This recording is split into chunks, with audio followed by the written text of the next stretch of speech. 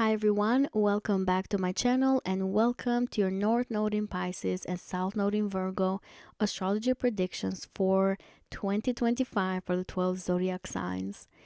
We're going to have the nodal shift happening on January 29, January 30, depending where you are in the world. But the nodes are moving from the Aries Libra axis. The North Node is moving from Aries to Pisces, and the South Node from Libra to Virgo. So, we don't have the Aries Libra axis anymore. Now we're going to have the Pisces and Virgo activation.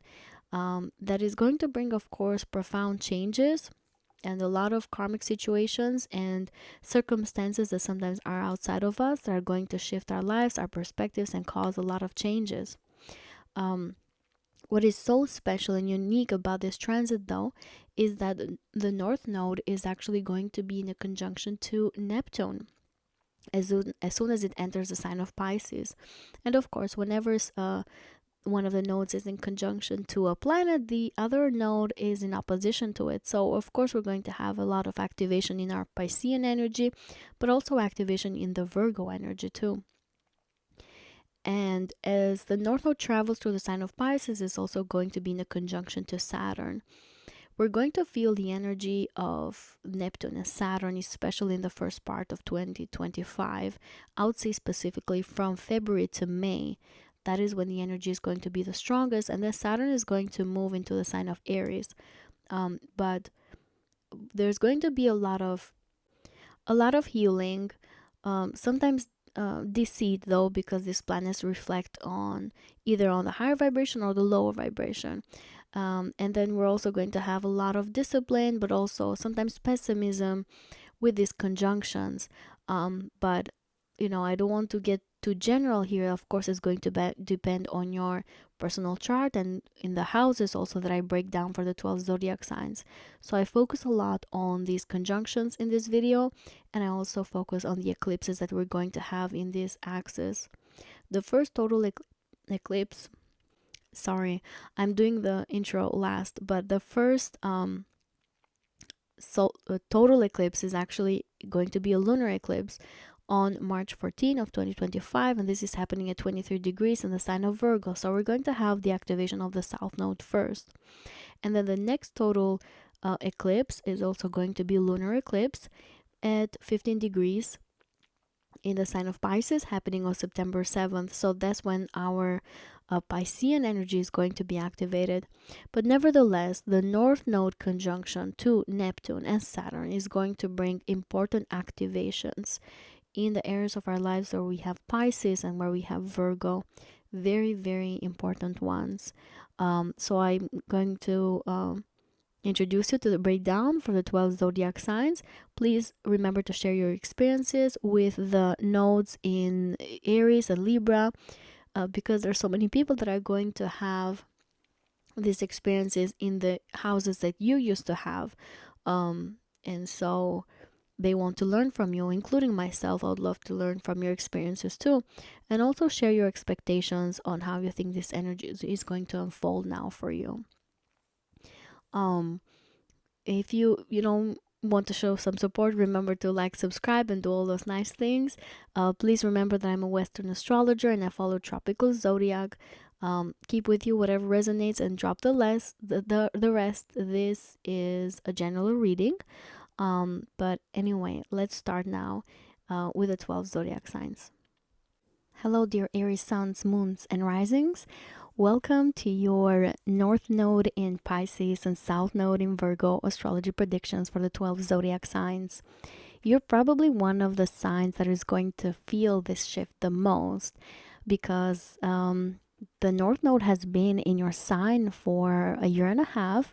And of course, you probably have had a lot of changes in your lives throughout this entire time. A lot of changes in your relationships with other people, probably home, relocation, and then changes in your career, in your jobs. I'm assuming, a lot of things have changed for most of you. But, now things are changing. And in January of 2029, we are going to, sorry, in January of 2025, we're going to have the North Node enter the sign of Pisces, which for you is going to be in the 12th house. And the North Node, the energy here is not going to be like a usual energy, because the North Node is going to meet with Neptune, with Saturn, and then it's going to continue to travel throughout the sign of Pisces, and then the energy is going to be a little different. But in the beginning, so I would say from until May, you're going to probably feel the conjunction of the North Node and Saturn and Neptune in your 12th house. So, what can this indicate for you, Aries? First of all, you may have some wonderful opportunities to travel abroad, to relocate abroad, wonderful opportunities to go on vacation, to have a lot of fun. I'm a Taurus rising, so I just went through this transit. And for me, I did go on vacations a lot, especially in the summer. But for you, you can kind of be on the same way. But at the same time, the South Node is in the 6th house. So you can also have a change of your job, of your career.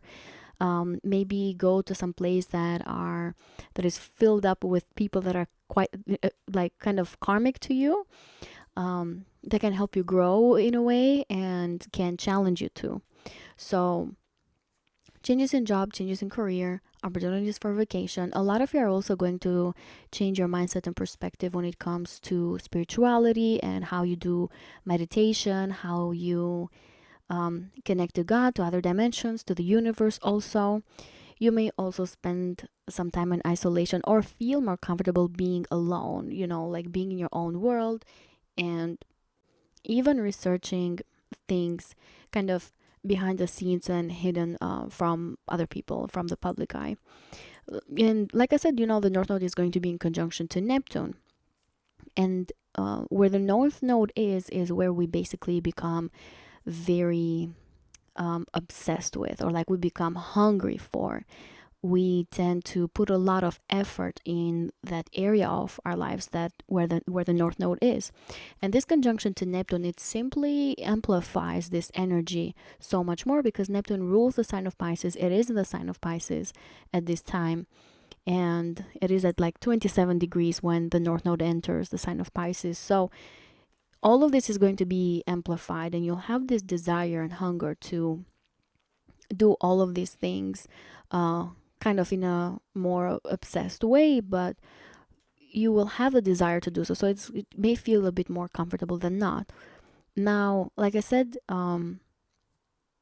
you may have a strong desire to even stay up at night to do a lot of research work associated with spirituality, connect a lot with like-minded people that can be from different areas of the world that are spiritual in nature also.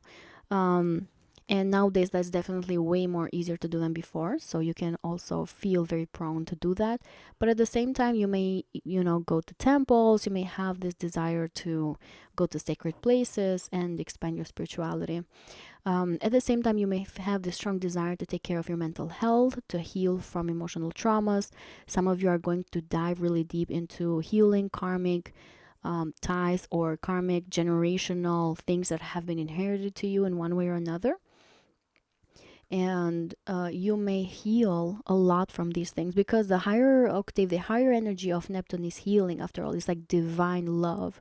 And in the 12th house, in the sign of Pisces, it indicates this strong cycle that could be ending for you, Aries, related to these topics. Some of you are going to really heal generational traumas for once and for all with this transit. And the North Node is going to give you that desire and energy and obsessiveness to be able to achieve this. Is it easy? Absolutely not, because the 12th house is considered to be not that easy. It's more on the mental level and spiritual level other than the material side. So you might have these dark nights of the soul, to where you come to these realizations that you have to heal yourself at the subconscious level, at the spiritual level, from things that do not serve you anymore and have kind of held you back for a long time. And as Neptune afterwards, moves into your sign, which I'll make another video for, you're going to start a new cycle in your life that, I don't want to spend time on talking about that, but I'm just saying that you're going to have some important endings related to a lot of areas of your lives, but at the same time healing a lot of karma, which I think is just wonderful. And then, like I said, healing is the key word here. You're going to be able to heal from these things. Now, as the North Node continues to move into the sign of Pisces, it's going to make a conjunction to Saturn. And you're going to feel this the most until May, and then Saturn moves into the sign of Aries. So Saturn for you rules the 10th house. So for you, Aries, you may have the strong desire to work behind the scenes related to your career, related to your public status. You may be wanting to do certain projects or to simply change the way how you're known to the world. Some of you might even start a business and, work kind of behind the scenes to do so. Because honestly, a lot of for a lot of you Aries, the way how you've done your life before is going to change drastically in the next year and a half. Because you have Saturn and Neptune going into your sign, and we also have Pluto that has changed signs, and also Uranus is going to change signs too. So it's a complete, a lot of different energies. But for you, it's specifically very important because Neptune is going to be in your sign for a long time. And of course, Saturn too is going to come to your sign and then move back into Pisces, and then eventually is going to move again to Aries. But what I want to say with that is that you're going to be doing a lot of reflection, I feel like, behind the scenes again, and wanting to know what direction you're going to take in your lives. At the same time, you're going to have a lot of aha moments, a lot of deep understandings related to, all of the spiritual things that I talked about earlier. But at the same time, you're going to become much more serious when it comes to your career and public status and how you want to be known to the world. A lot of you Aries are going to change the mission that you have in this life, and you're going to become even more idealistic about it, to where if you've had a career, a job that has paid your bills, you've done so well with it, then maybe you're going to take a more idealistic approach to it, to where you're going to reflect if this is something that benefits other people and benefits the world, if it gives you purpose. You're going to become way more serious, I feel like, related to your mission in this world. For others of you, this can indicate relocation to foreign land during this transit of the North Node in the 12th house, in conjunction to Saturn. This can also indicate a change of status, meaning that some of you are going to have changes in your relationships, also with a significant other. Others of you can simply switch industries that you've been working on for a long time, or you can just take on more responsibilities and be busier in these things. Or at the same time, some of you are going to drop a lot of responsibilities related to work so that you can rest a little bit more, because the 12th house is the house of resting and vacationing and kind of taking a break from the world. So, depending on your personal chart and also in your personal decisions, some of you are going to decide to take a break. Some others are going to decide to work even harder. And with Saturn there, you're going to have more seriousness associated with these goals. Others of you, Aries, I would say to just be careful with mental health, to make sure that you don't feel burnt out. And to still try to interact with other people, because with Saturn in the 12th house and the North Node in the 12th house, maybe you tend to feel so comfortable being by yourself, and you're also Aries, you're so good at that, but you may feel so comfortable at just being by yourself that you forget about the world and a social life. So if that's not your goal completely, then keep that in mind, that it's also good to kind of be out and about and chat and interact with other people. Lastly, with this transit, I've seen a lot of people leave jobs too. So I also want to let you know, Aries, some of you are just going to leave your jobs, or a job can be taken away from you, because we're also going to have eclipses here. Let's not forget, eclipses are going to be quite powerful in this axis. We have an eclipse on March 14 at 23 degrees in the sign of Virgo. So in the 6th house, that's why I talk about maybe some sort of job that's being removed from you, or you entering a new job, or there's a lot of changes that are at your workplace, maybe colleagues leaving, maybe new ones coming in. And it can be predominant in the month of March up to 6 months after that. It can be 2 years, but 6 months I feel like is the when the energy is the strongest. And then the other important eclipse is on September 7th. We do have two partial eclipses, but I'm not going to cover that because I'll have to stay here for a very, very long time. But on September 7th, we have a total lunar eclipse in the sign of Pisces at 15 degrees.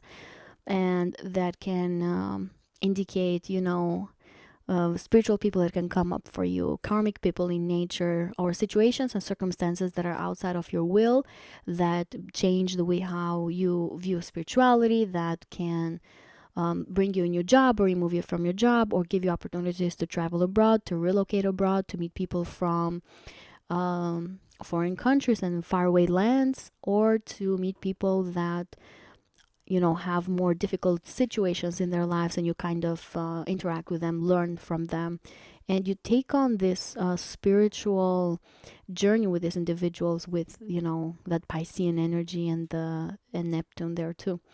So yeah, your life is going to change again.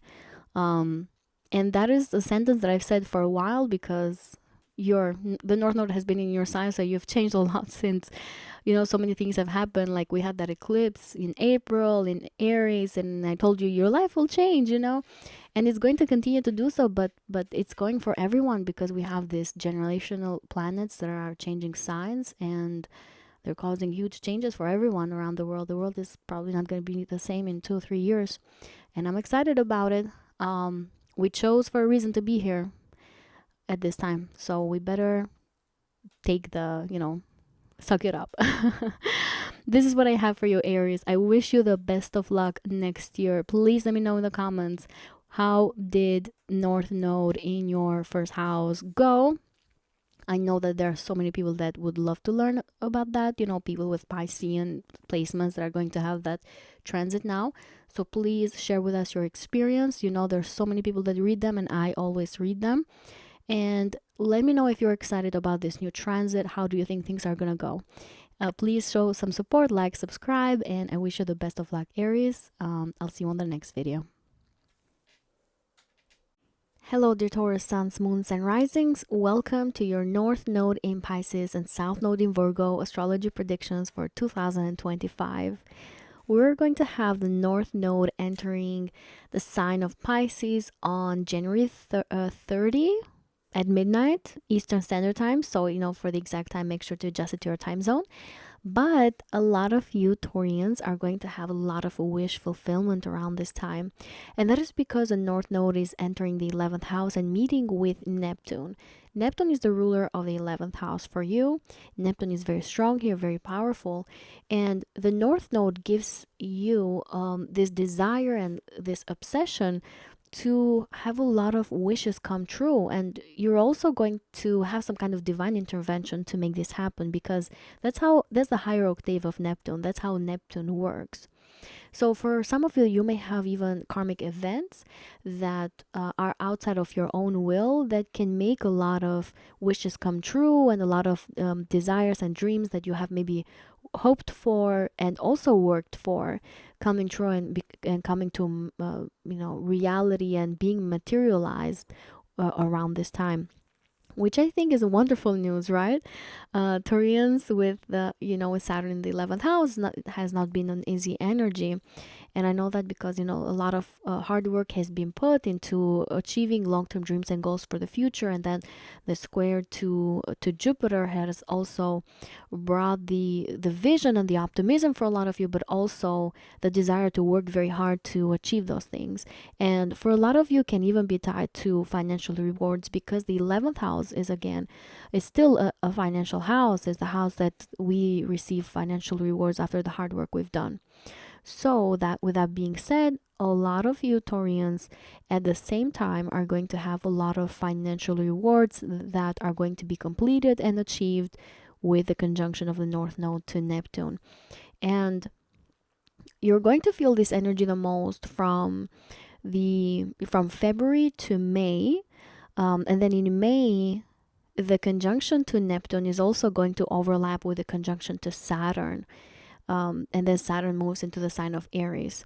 So, I spoke about this wish fulfillment and things coming to reality for a lot of you, but at the same time, you're going to have a lot of good luck coming your way. And, I'm going to talk about the positive things that this transit can bring, but also the most difficult things, the more difficult things that this transit can also bring. So hang in there.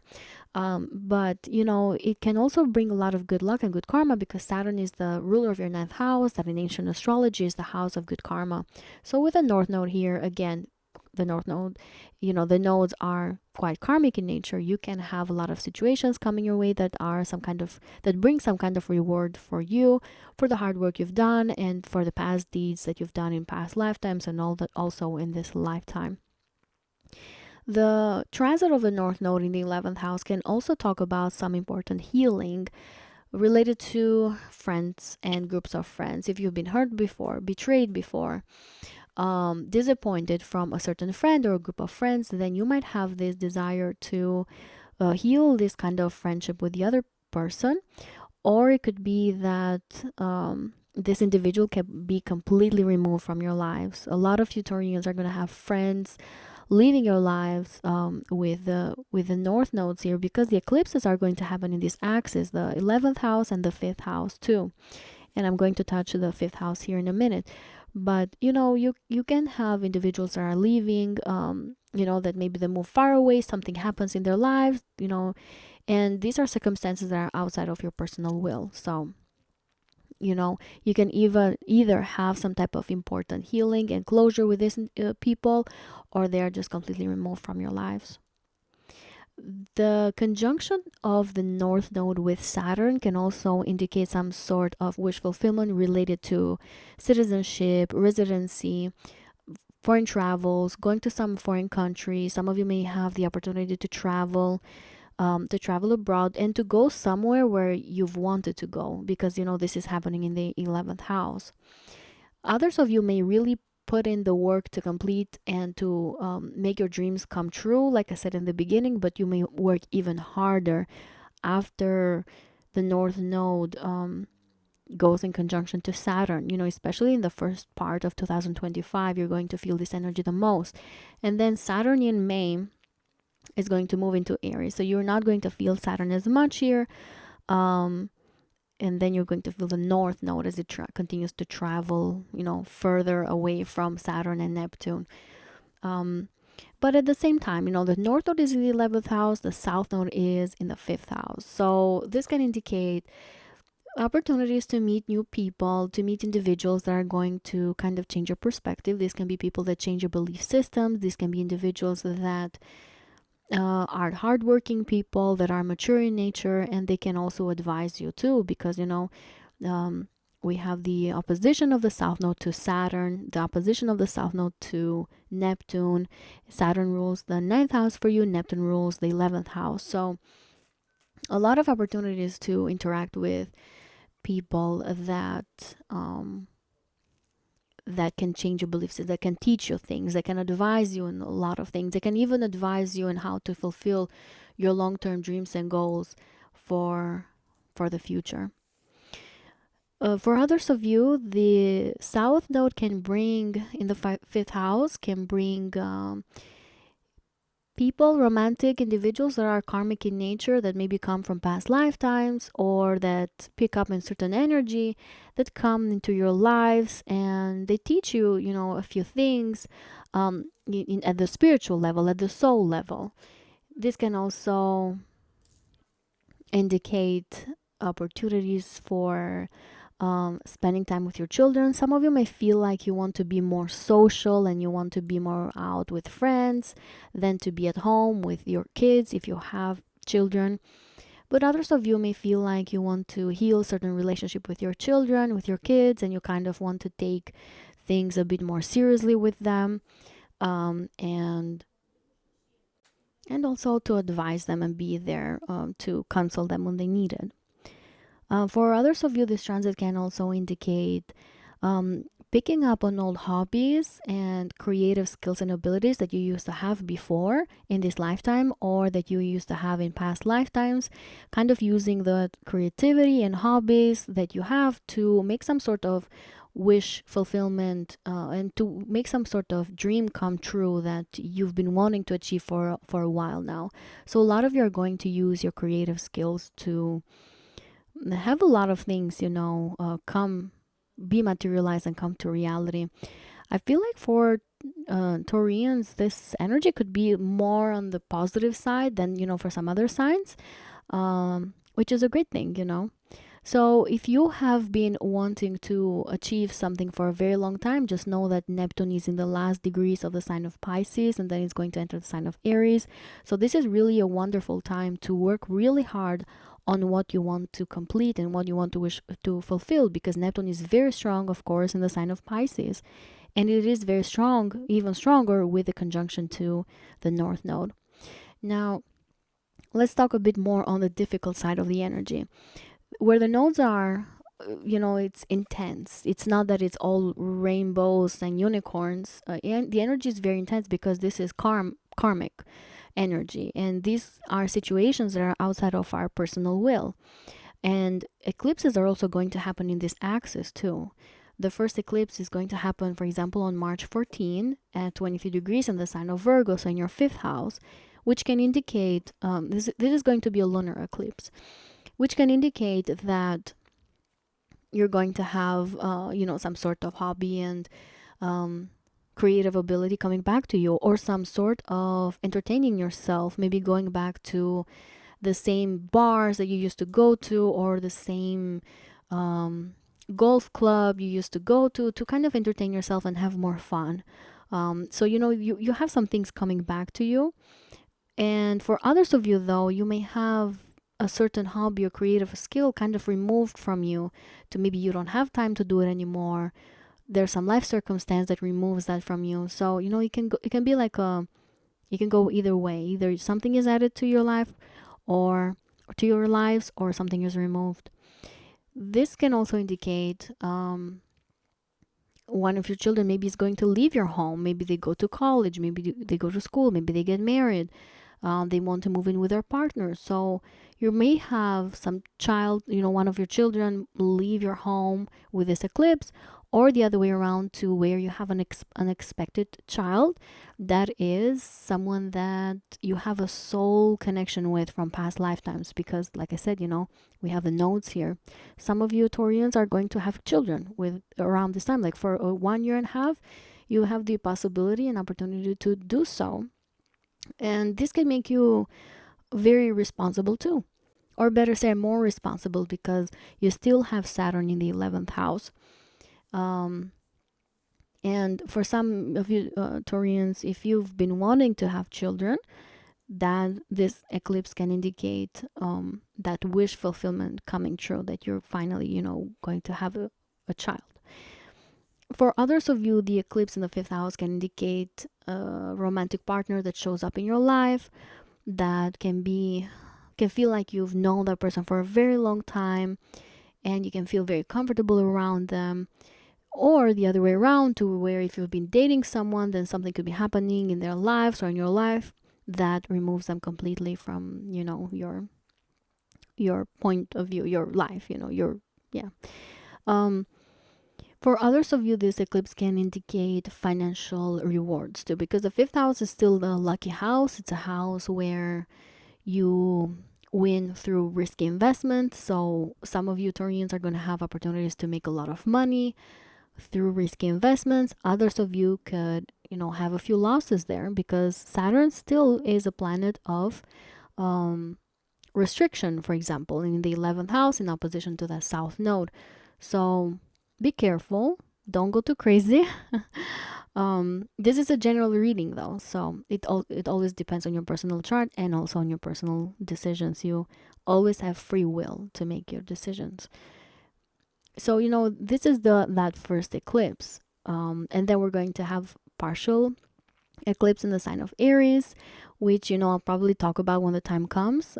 If I talk about it in this video, I'm gonna stay here for a long time, so I'm gonna skip that and talk about the total lunar eclipse that we're going to have on September 7th. That's happening at 15 degrees in the sign of Pisces. So again, you know, now it's happening in the other side of the fifth house, in the 11th house, where you're again going to have wish fulfillment coming true. You're going to have maybe a friend leaving your lives, or a group of friends. Maybe you leave a circle of friends too. Others of you may become famous, Taurians, with this energy, and can be a fame that is going to be long lasting with the presence of Saturn here. Others of you can really experience like divine love and intervention if you're in your circles of friends with the presence of Neptune, and good things coming your way, you know, things showing up in your life that you've been wanting to achieve for a while. At the same time, you know, this is a house, a financial house too, so it can indicate financial rewards, like I mentioned earlier, but at the same time, financial losses too, because Saturn is still there. Um, so it can go both ways. Either something is added to your lives or something can be removed too. That's the nature of the nodes. Nodes are unpredictable, they are outside of our power. But yeah, I hope I've covered like most of the things. I probably repeated myself a little bit, but you know, that's we have these planets in the same sign here, so I have to kind of repeat myself to talk about the energy. But this is what I have for you, Taurians. Please let us know in the comments, how was the North Node in the 12th house? There's so many people that would love to learn about that, especially individuals with Aries placements, because they're now going to have this happening to them, to their signs. So please let us know, share your experience. For me, um it's been good, generally speaking. I've had crazy stuff happening, but it's been good. You know, I feel like everybody has been through crazy stuff recently, so it doesn't make me the only one. So share your experiences, please. And if you want to show some support, you can like, subscribe, share this video with people that you think are going to benefit from this. And I wish you the best of luck, Taurians. And I'll see you on the next video. Hello, dear Gemini suns, moons, and risings. Welcome to your North Node in Pisces, South Node in Virgo astrology predictions for 2025. I am so excited for this video because this energy is going to be so important, and specifically for you, Geminis, because this is happening in angular houses for you. The North Node is entering your 10th house on January 30 at midnight Eastern Standard Time, and it's going to be there for a long time until 2026. So, you know, for entire 2025, you're going to have the North Node in your 10th house. And of course, you're going to also have the South Node in your 4th house. This transit can bring opportunities to change careers for a lot of you Geminis. You're going to change your industry. You're going to maybe be even elevated in your status. And of course, it's going to come after some hard work, because we also have the presence of Saturn in your 10th house. For others of you, you can also have opportunities to relocate, to move somewhere else, to go to a place that maybe you've lived before, or to go to a place that you've lived in before in past lifetimes, because the South Node is in the 4th house, that, you know, can indicate going back to things that you used to do. And maybe you feel more comfortable in these new places. You know, that can be something that can be very good for you. But the North Node, you know, is traveling in your 10th house. So a lot of you are going to experience changes in your public status, changes in your career and your public reputation. Others of you are going to get in a marriage, get in a relationship, or break off a marriage or a relationship, because the 10th house is the status. So the way how people view you, you know, is going to have a very drastic change. Now, of course, this is not going to be the case for every Gemini, but you know, it's a scenario that could definitely be happening. Others of you, Geminis, are going to have maybe family members move away from your home, or new family members joining you at the same time. Maybe some of you Geminis have your parents coming to move in with you, and others of you are going to have to leave your parents' home and relocate somewhere else. So you know, there's a change that could be happening here. Now, let's not forget that Uranus is actually entering your 1st house in 2025. I already have a video up related to that. So make sure to check it out, where I dive deep into Uranus in the sign of Gemini for each signs. But Uranus is going to bring some drastic changes also in your identity and personality, and also your relationships with other people. And that's why, I feel like you Geminis are going to be one of the most impacted signs with these transits that are going on in 2025. And as you have these changes because of Uranus in your identity and personality and relationships and marriage and contracts and agreements, you're also going to have, a change of residence, a change of career and public status, and also job too. So, I feel like you're going to make some important decisions in 2025, and of course in 2026 too. Um, Now, going back into the North Node here, the North Node is going to be in conjunction to Neptune um, in the first part of the year. And the North Node enters the sign of Pisces, Neptune is going to be there and you're going to feel the energy, the conjunction between these two, the most from February to May.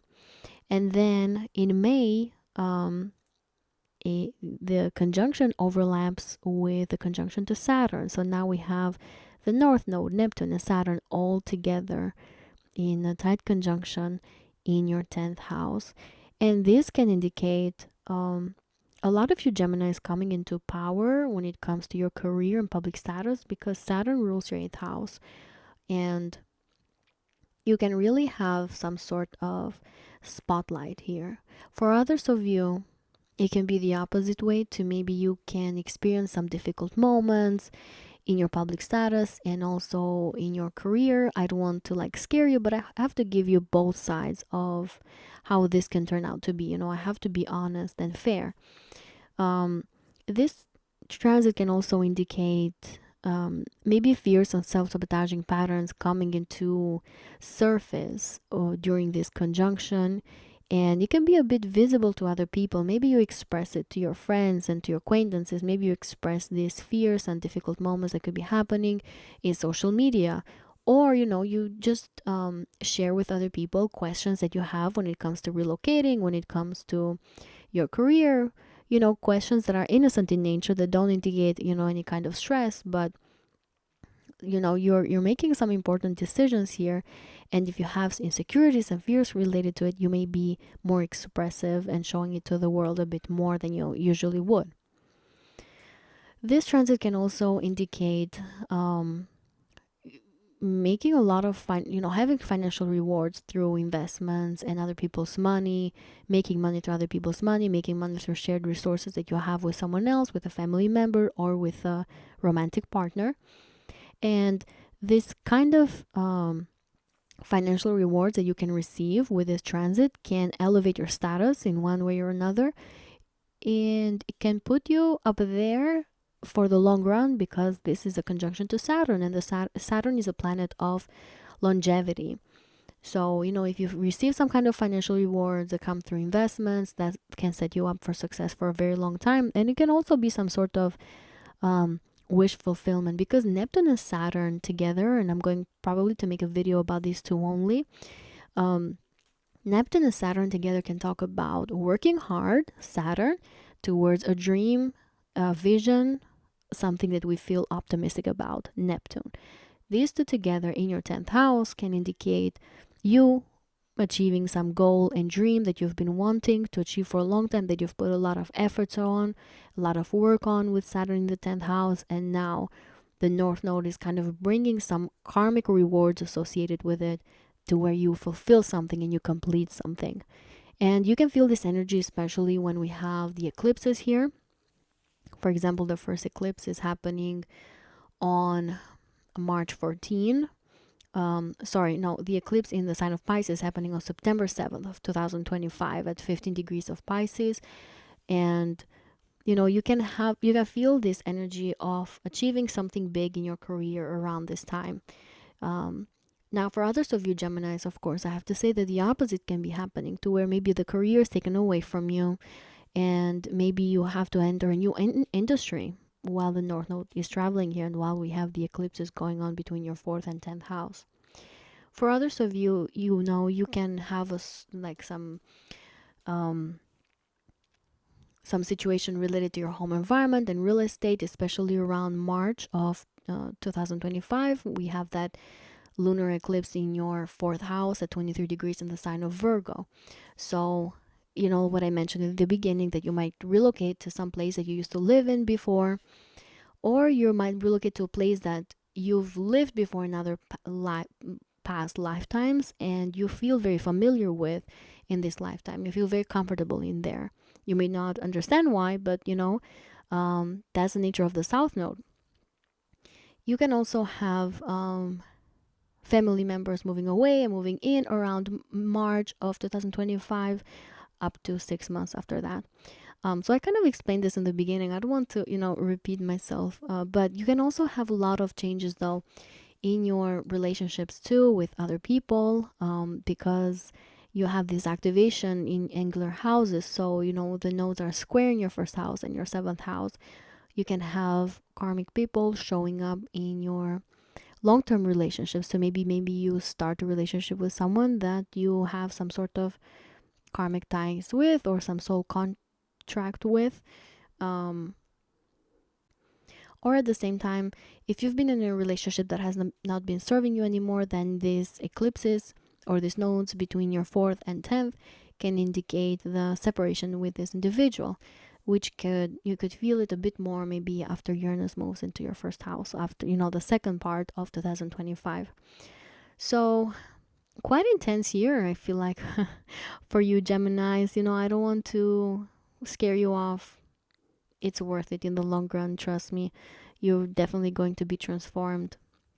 And I say that as a Taurus rising that has been through a lot of crap with crazy energy. But anyway, you're gonna handle it. You're smart, okay? You're Geminis. You're ruled by Mercury. You're intelligent, so you're going to handle this. But the energy is not easy with the nodes, and it's karmic in nature. It's quite intense. I don't want to sugarcoat it, but your life is probably not going to look the same, when we go into 2026. And then in 2026, we also have new energy. So, like, your life is probably going to change again. But what I love about Uranus in your first house is that it's going to receive support from this conjunction of the North Node, of Neptune and Saturn. That are going to be in the sign of Aries, and also Pluto. And I covered this in my other video. So like I said, make sure you listen to that too. So as you're having all these drastic changes in your 4th house, in your 10th house, just know that you're also going to be supported by, God and the universe. You're going to make things work for the long run. When I had the nodes in my 4th and 10th house, I relocated, I changed my career, like I did all these things that I'm talking about. So it was good. It was not easy, it was a little scary to have these new experiences happening, but at the same time I was transformed as a person, as an individual. So I grew a lot too. I learned so many things. I met so many people. And if you look at it in that perspective, this energy can be maybe a little lighter, because your life is changing in profound ways, and I think that's great. But yeah, this is what I have for you Geminis for this transit. Please let us know in the comments, how was the North Node for you in the sign of Aries. I know that there's so many people that want to learn how the energy was for you when the North Node was in your 11th house, because now they're experiencing this energy too. So please let us know how things went for you, and let us know your expectations about the North Node in the 10th house. You know that I always read the comments, and there's so many other people that read them too. They learn from you, and they can be prepared because of you. So please share your knowledge with us, and I wish you the best of luck, Geminis. If you want to show some support, you can like, subscribe, and share this video with people that you think are going to benefit from this. I wish you the best of luck, and I'll see you on the next video.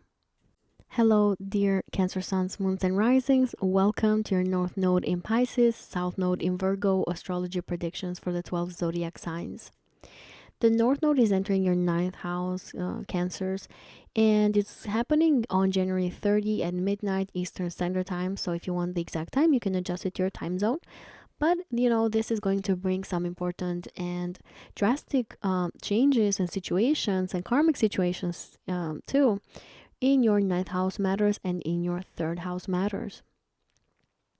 The North Node here can indicate opportunities for some of you Cancers to relocate abroad, to travel somewhere far away, to work on your citizenship, to work on your residency card, and legal matters that are associated with relocating somewhere else. Others of you Cancers are going to have to deal with some legal matters, because where the North Node goes is where things get a bit more exaggerated, or where things require our attention and our focus, and we start to get obsessed with these areas of our lives. So for you, you might have to deal with some kind of legal matter that takes your attention, that can be maybe a bit karmic in nature too, because we have, of course, a North Node, but we also have the presence of Saturn here in the ninth house. For others of you, you may meet individuals that are very spiritual in nature, that are going to change your entire perspective of life in very profound and wonderful ways. Because as the North Node enters your ninth house, it's going to be in conjunction to Neptune. And that's what Neptune represents. It represents spirituality. But in the ninth house can indicate meeting people that are very spiritual in nature, or individuals that can change your entire perspective to where they make you believe more in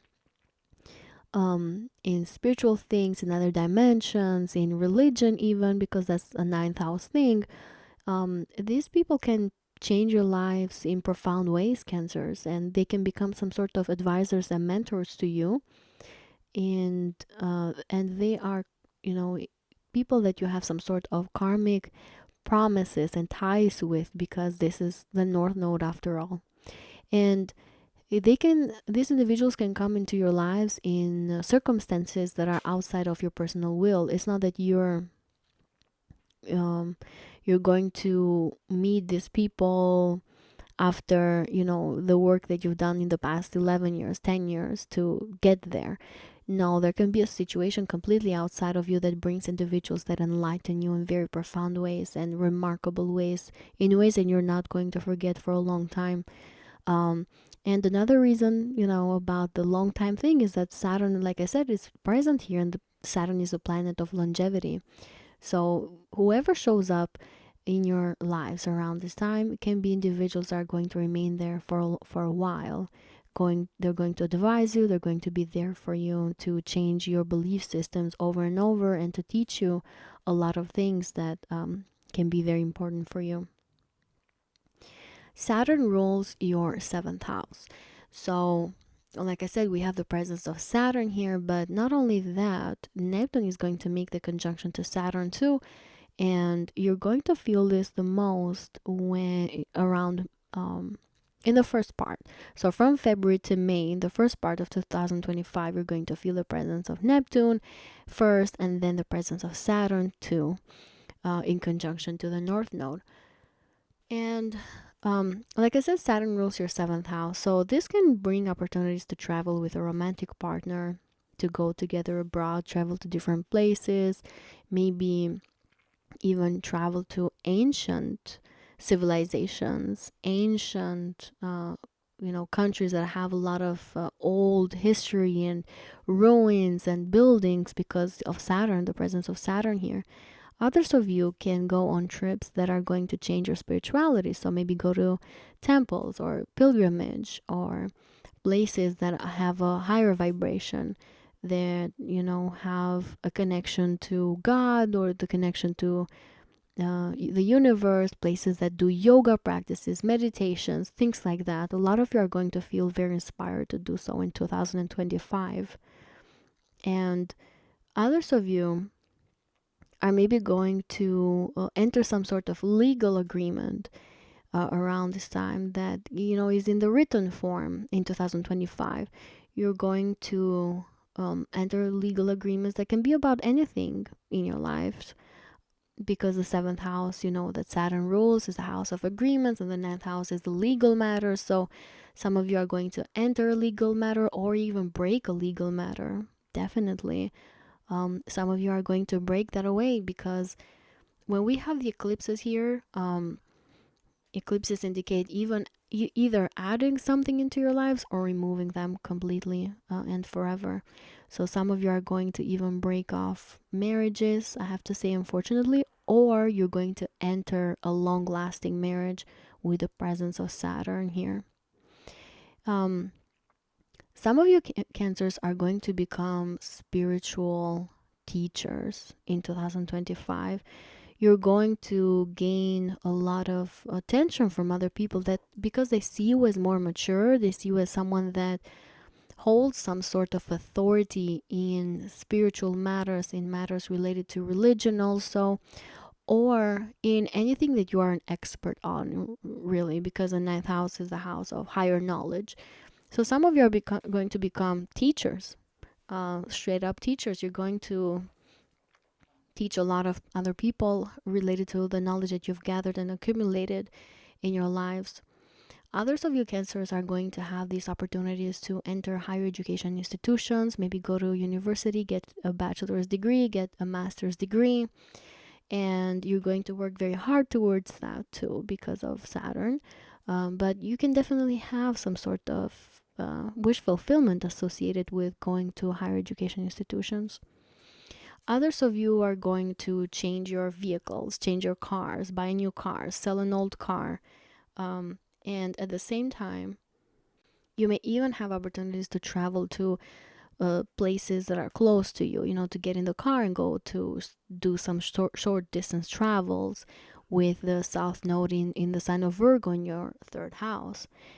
Others of you are going to upgrade your skill set, or you're going to go back to some interest that you had, maybe to get some sort of certification and to go back to study it, go back to some sort of skill that you used to have in the past that you want to enhance it, improve it, make it stronger. Some of you, Cancers are definitely going to do that in the next year. For others of you, you're going to really improve your thinking process. You may become more spiritual in your thinking process, but also at the same time very practical and very down to earth, with the opposition now between the South Node and Saturn and Neptune too.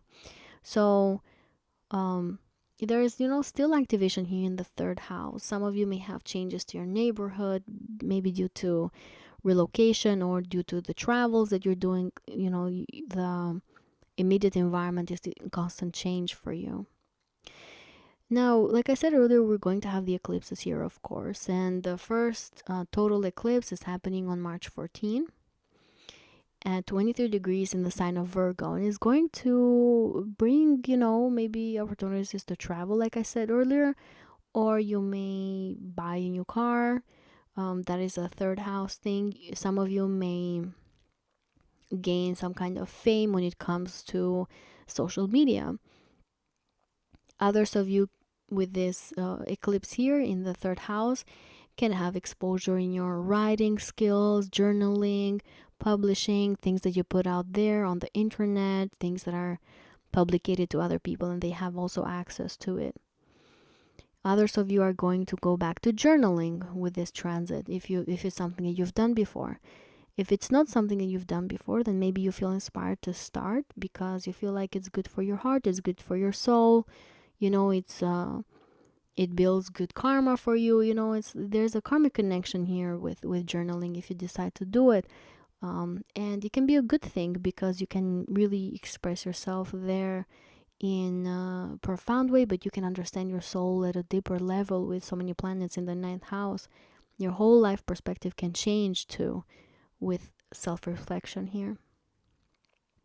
This eclipse can also bring changes of your immediate environment, like I mentioned earlier. And it can be a straight up sign of relocating for some of you Cancers. You may really decide to move somewhere else here.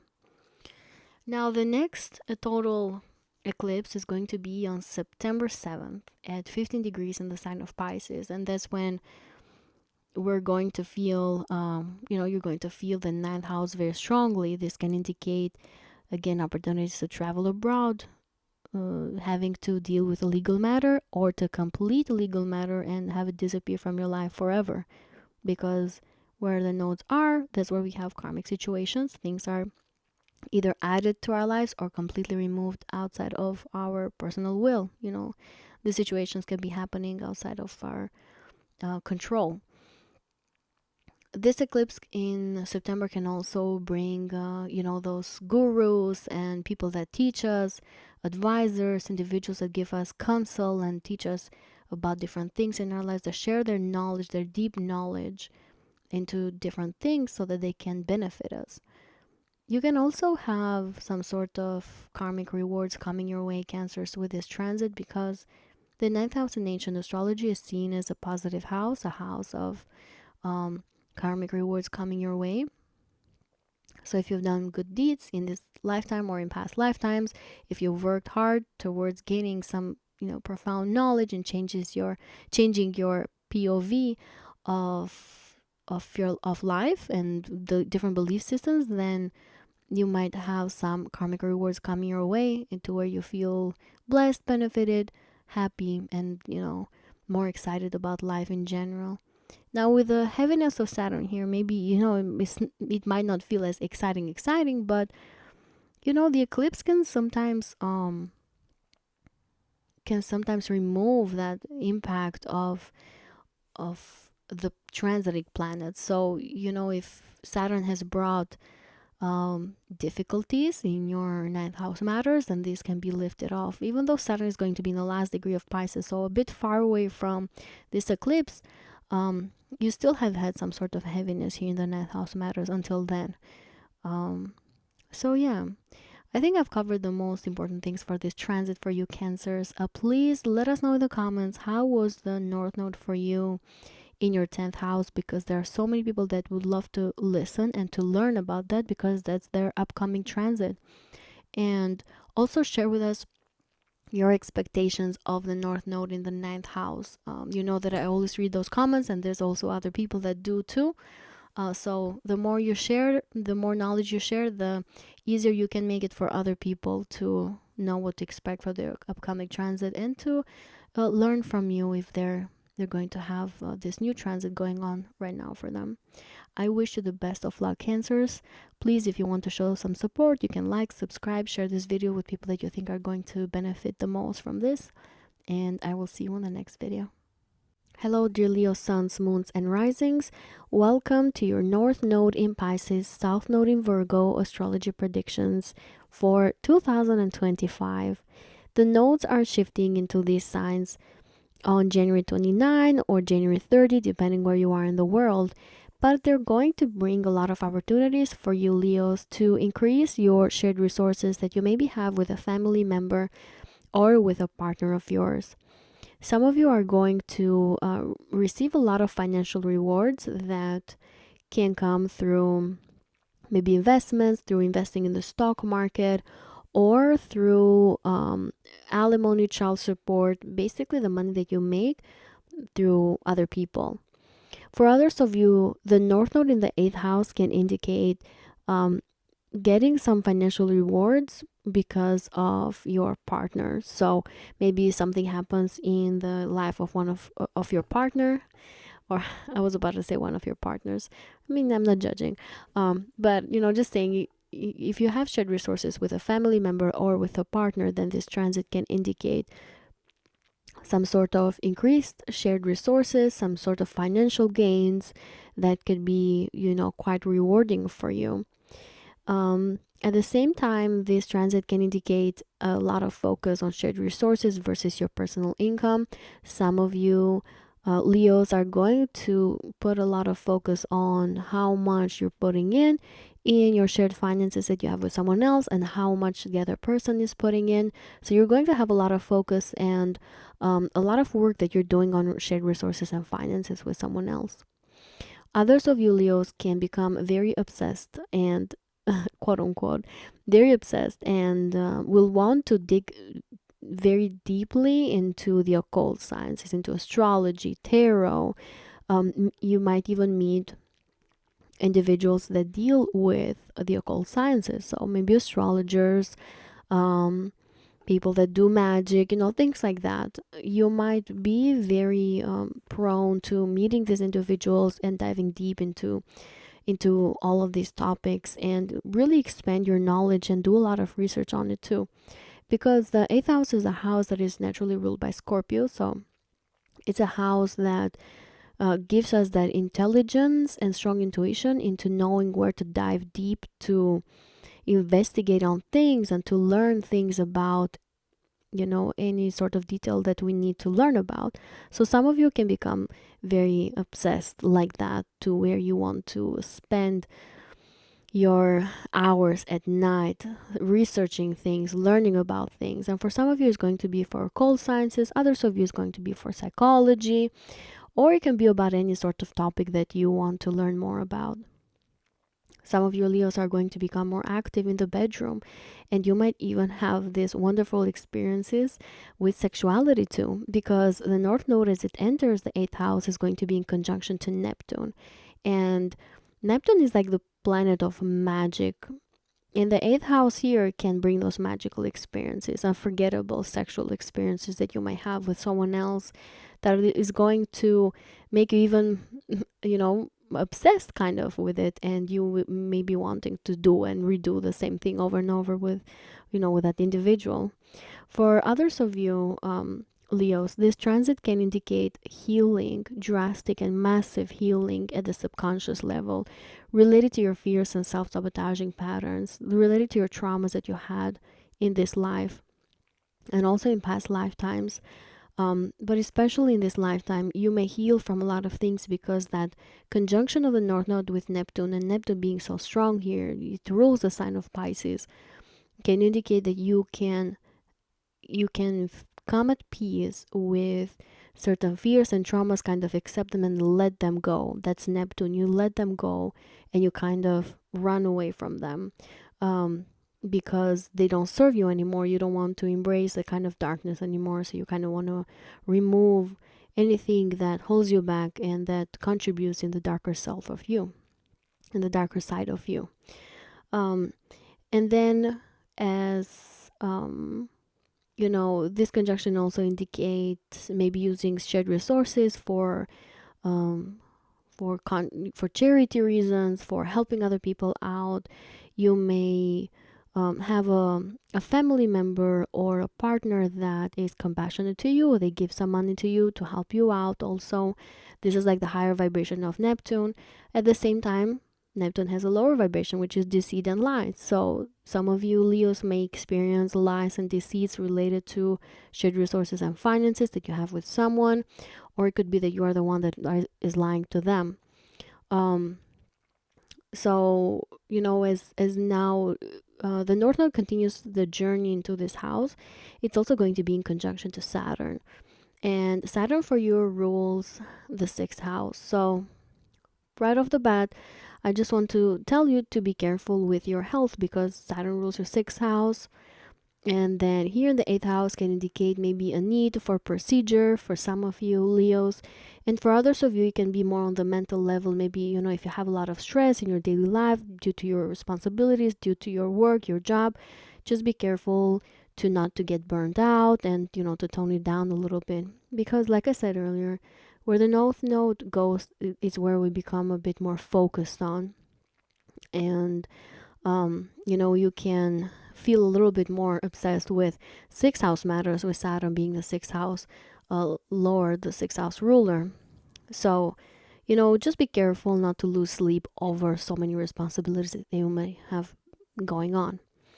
For others of you Leos, this conjunction between the North Node and Saturn can indicate removed blockages related to your shared resources and finances, or the appearance of some sort of karmic debt that you need to repay related to shared resources and finances.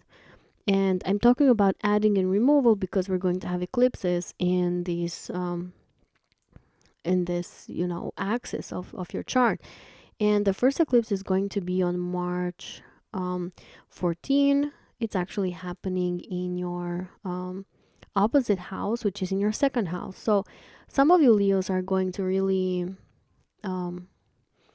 use your old skills and talents that you haven't used maybe in a while to increase your personal income, or to increase your shared resources. Some of you are going to have some sort of old income, stream of income coming back to you with this eclipse, and throughout of the entire 2025, by the way, not just during the eclipses, but the eclipses make this energy even stronger and bring circumstances outside of us that can escalate things and make things faster. They can make things happen way faster than we think. So you might have all streams of income coming back to you. You might also have streams of income removed from your life because they don't serve you anymore. They're not available for you anymore for one reason or another. Some of you are also going to go back to old talents that you have, you used to practice. For example, if you used to play the piano when you were younger, maybe you're going to bring that talent that you have back to life in 2025 to either monetize it, or to simply feel good about yourself and increase also your self-confidence, because the second house is also the house of your personal self-worth. For others of you Leos, the eclipse here in your second house can also indicate using old strategies to money making, but also to budgeting, kind of seeing where your money is going and what it's going for. Others of you, this transit can indicate a need to make a big financial expense, or it can indicate that you are going to get some sort of financial reward due to your hard work, because Saturn, yes, is transiting your 8th house, but it's also been opposing your second house of your personal income. So if you've put in some hard work in your finances, then you might get some sort of reward too. So that's how the nodes work. They either add something to your life or they remove something, and they're karmic in nature, so we don't really have the upper hand here. It's the laws of the universe, God, and all that make things happen like that. But now moving forward, we're going to have a partial solar eclipse that's going to be actually in Aries, so I'm not going to cover that in this video. But then there's going to be another total lunar eclipse on September 7th at 15 degrees in the sign of Pisces, and that's when your 8th house matters are going to be activated again. So again, a lot of focus on shared resources and finances, alimony, child support, making money through other people's money, insurance, taxes. Make sure to take care of those things if you have not, because your focus is really going to be out there and karma can come back to you. So, make sure to take care of those things in a very smart and intelligent way. Others of you Leos are also going to have to deal with certain fears and self-sabotaging patterns. Maybe some of those are going to be completely removed from your lives, or it could be the new fears enter the chat. New fears show up that you have to deal with. I have to be honest and tell you both sides of this energy. For others of you, this transit can indicate healing, like I said earlier, certain traumas, having them completely removed from your subconscious mind, and kind of moving away from them. This is a north node, so whatever happens is going to take you more towards your mission in this lifetime and what you're supposed to be accomplishing exactly now. And then yeah, I think I've covered most of this energy. You're probably going to feel the conjunction between the North Node and Neptune and Saturn the first part of 2025, specifically from February to May. And then Saturn is going to move into the sign of Aries, which I'm going to make another video for.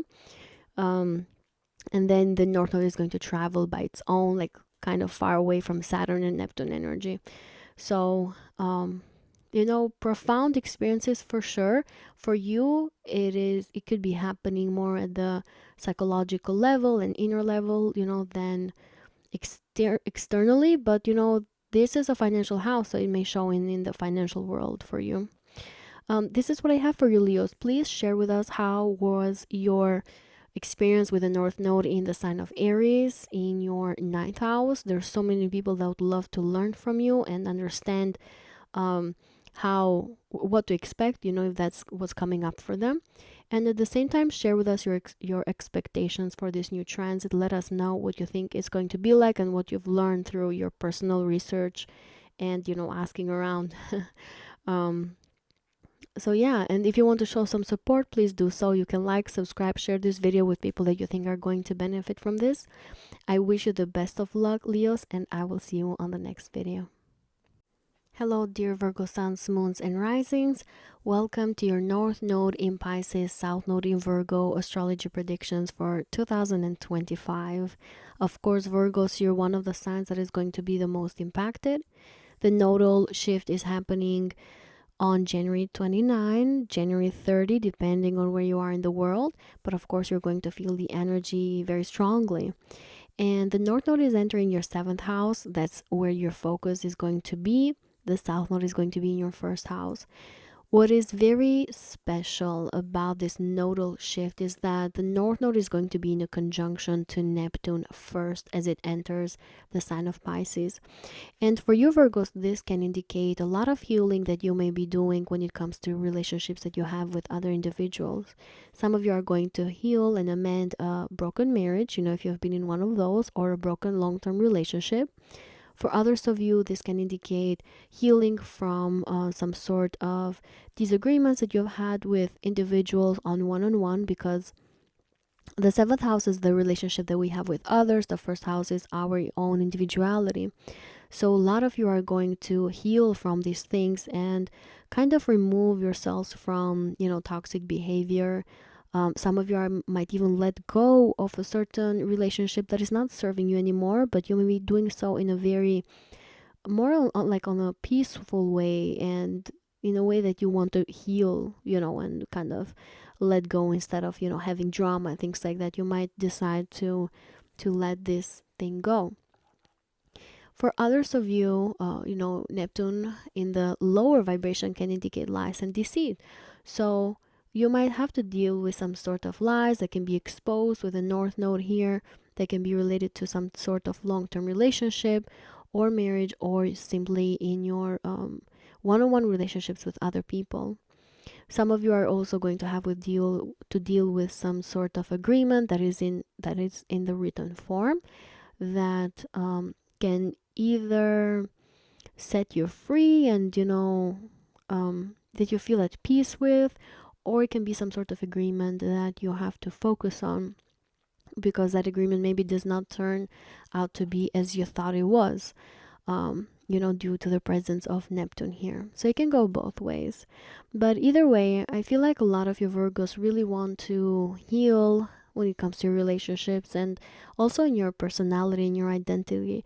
Let's not forget that the North Node here, it's in your 7th house, but Neptune here is also opposing your 1st house in conjunction to the North Node. Now, as the North Node continues to travel through this house, it's going to come into conjunction to Saturn. Saturn for you rules the 5th house. A lot of you Virgos are going to be very focused on your children if you have children, maybe in amending the relationships that you have with them, fixing the relationships that you have with them.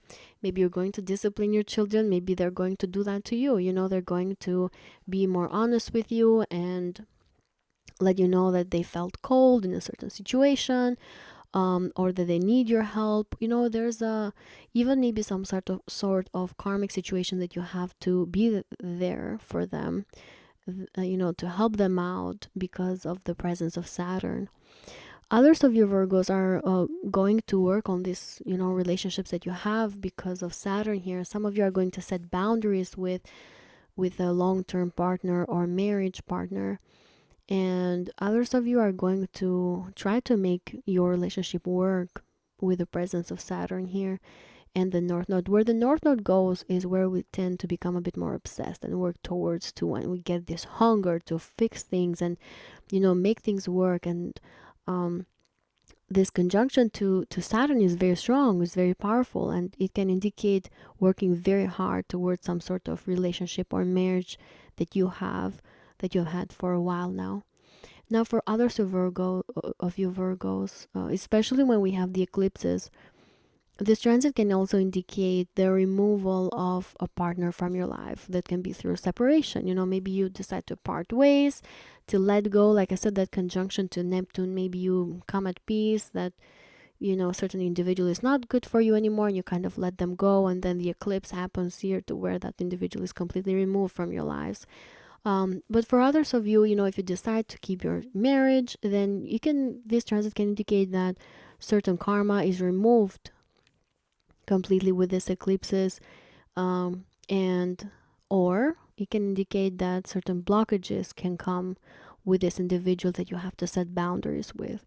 And that's the nature of the north nodes, and the eclipses. They are unpredictable in nature, so they can either add things to our lives or remove them. The eclipses, just to be a bit more specific, are happening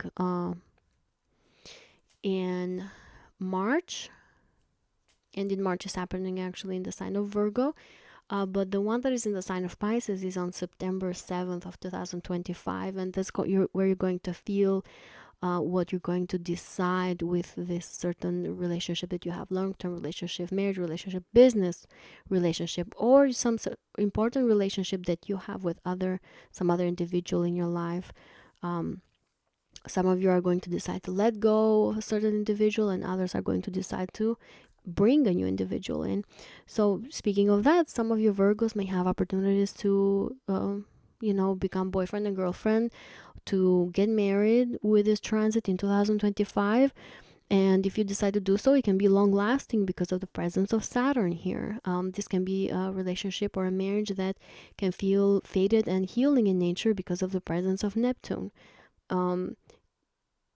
This can also indicate getting into a marriage or agreement or contract that can feel like you may feel very responsible for. You may feel like you need to take care of this thing.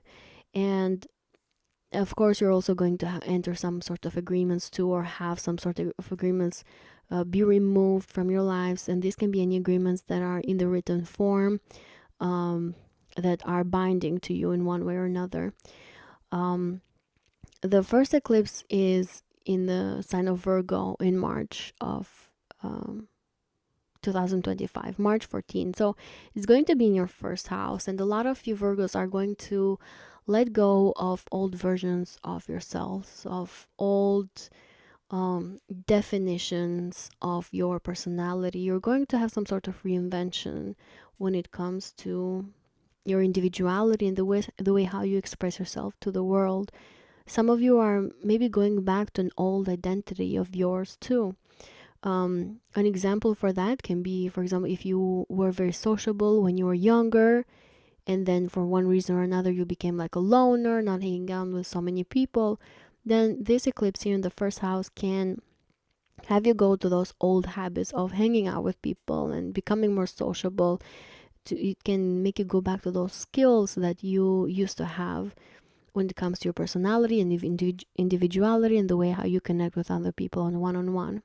That's just an example, but it can be something that could be happening for some of you Virgos. For others of you, the eclipses here, or the eclipse in the first house, can also indicate wanting to heal from past traumas and self-sabotaging patterns related to your individuality and your connection to other people, the relationship that you have with other people too. It can be very profound in nature. I mean, not it can be, I know that it will be very very powerful, very strong, and it can change your life in very important ways. The other thing about you Virgos is that you also have Uranus entering your 10th house in June, if I remember correctly. I can't remember the exact time now. I've been going through these transits so many times that I mix them up now. But I've made a video for Uranus in the sign of Gemini. So please make sure to listen to that one, because you're one of the signs that is going to be impacted the most. But like I said, Uranus is entering your 10th house, and it can bring changes and shifts to your public status. That's why I'm mentioning, your relationships.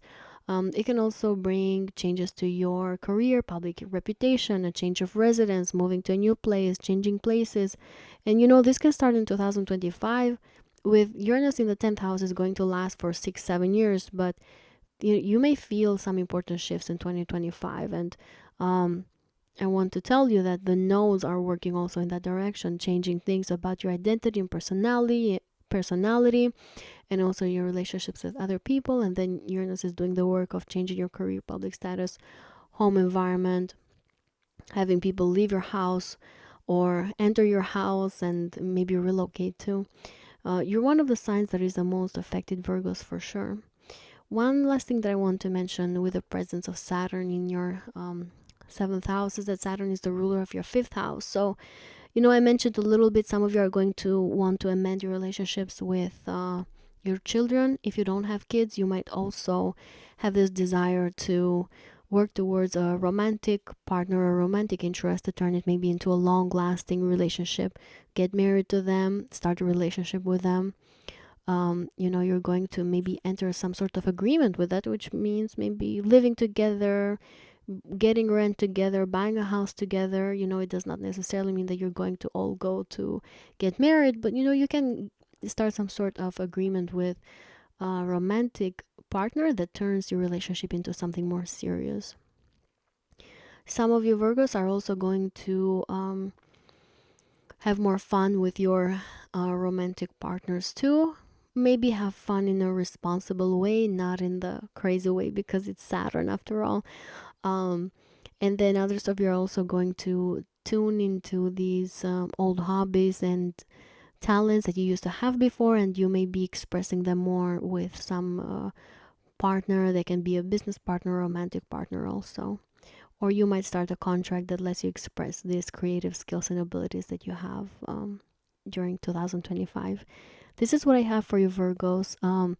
I wish you the best of luck with this transit. I am so excited for you, actually. So excited. I'm very curious to know how your lives are going to be by the end of this nodal shift. Please share with us in the comments how the nodes were in your eighth house, in your second house. There are so many people that would love to learn about that because that's what they're experiencing now. So please share with us how your life was, what your experience was, and also the expectations that you have with this shift, because there are so many people that also want to learn from what you've learned through your research, or through the things that you have studied related to this new transit.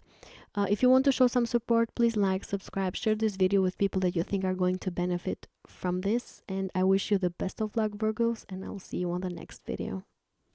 Hello, dear Libra suns, moons, and risings. Welcome to your North Node in Pisces, South Node in Virgo astrology predictions for 2025. The nodal shift is happening on January 29, January 30, depending where you are in the world. But for you Libras, this is going to bring a lot of focus in your sixth house matters, which can indicate new changes and shifts that could be happening, especially at your work environment, at your job, in your career, and also your relationships with your co-workers. Some of you Libras are really going to heal and amend a relationship or a friendship, or some relationship, I would say, with a colleague, maybe somebody that you did not get along with before. You're going to have some sort of healing and some sort of move on with that individual. And that is going to happen especially at the beginning of this transit, I would say from February to May of 2025, because the North Node is going to make the conjunction to Neptune here. Others of you Libras may experience deceit and lies with a colleague at work. Because the nodes are not an easy energy, sometimes, in ancient astrology, they're considered the more the difficult side of energies. In the modern astrology, we treat them a bit more nicely, I would say, but at the lower vibration of Neptune and the conjunction to the North Node can indicate deceits and lies that you have to deal with, that can bring a lot of changes, and also restrictions at your responsibilities at your job and at your work.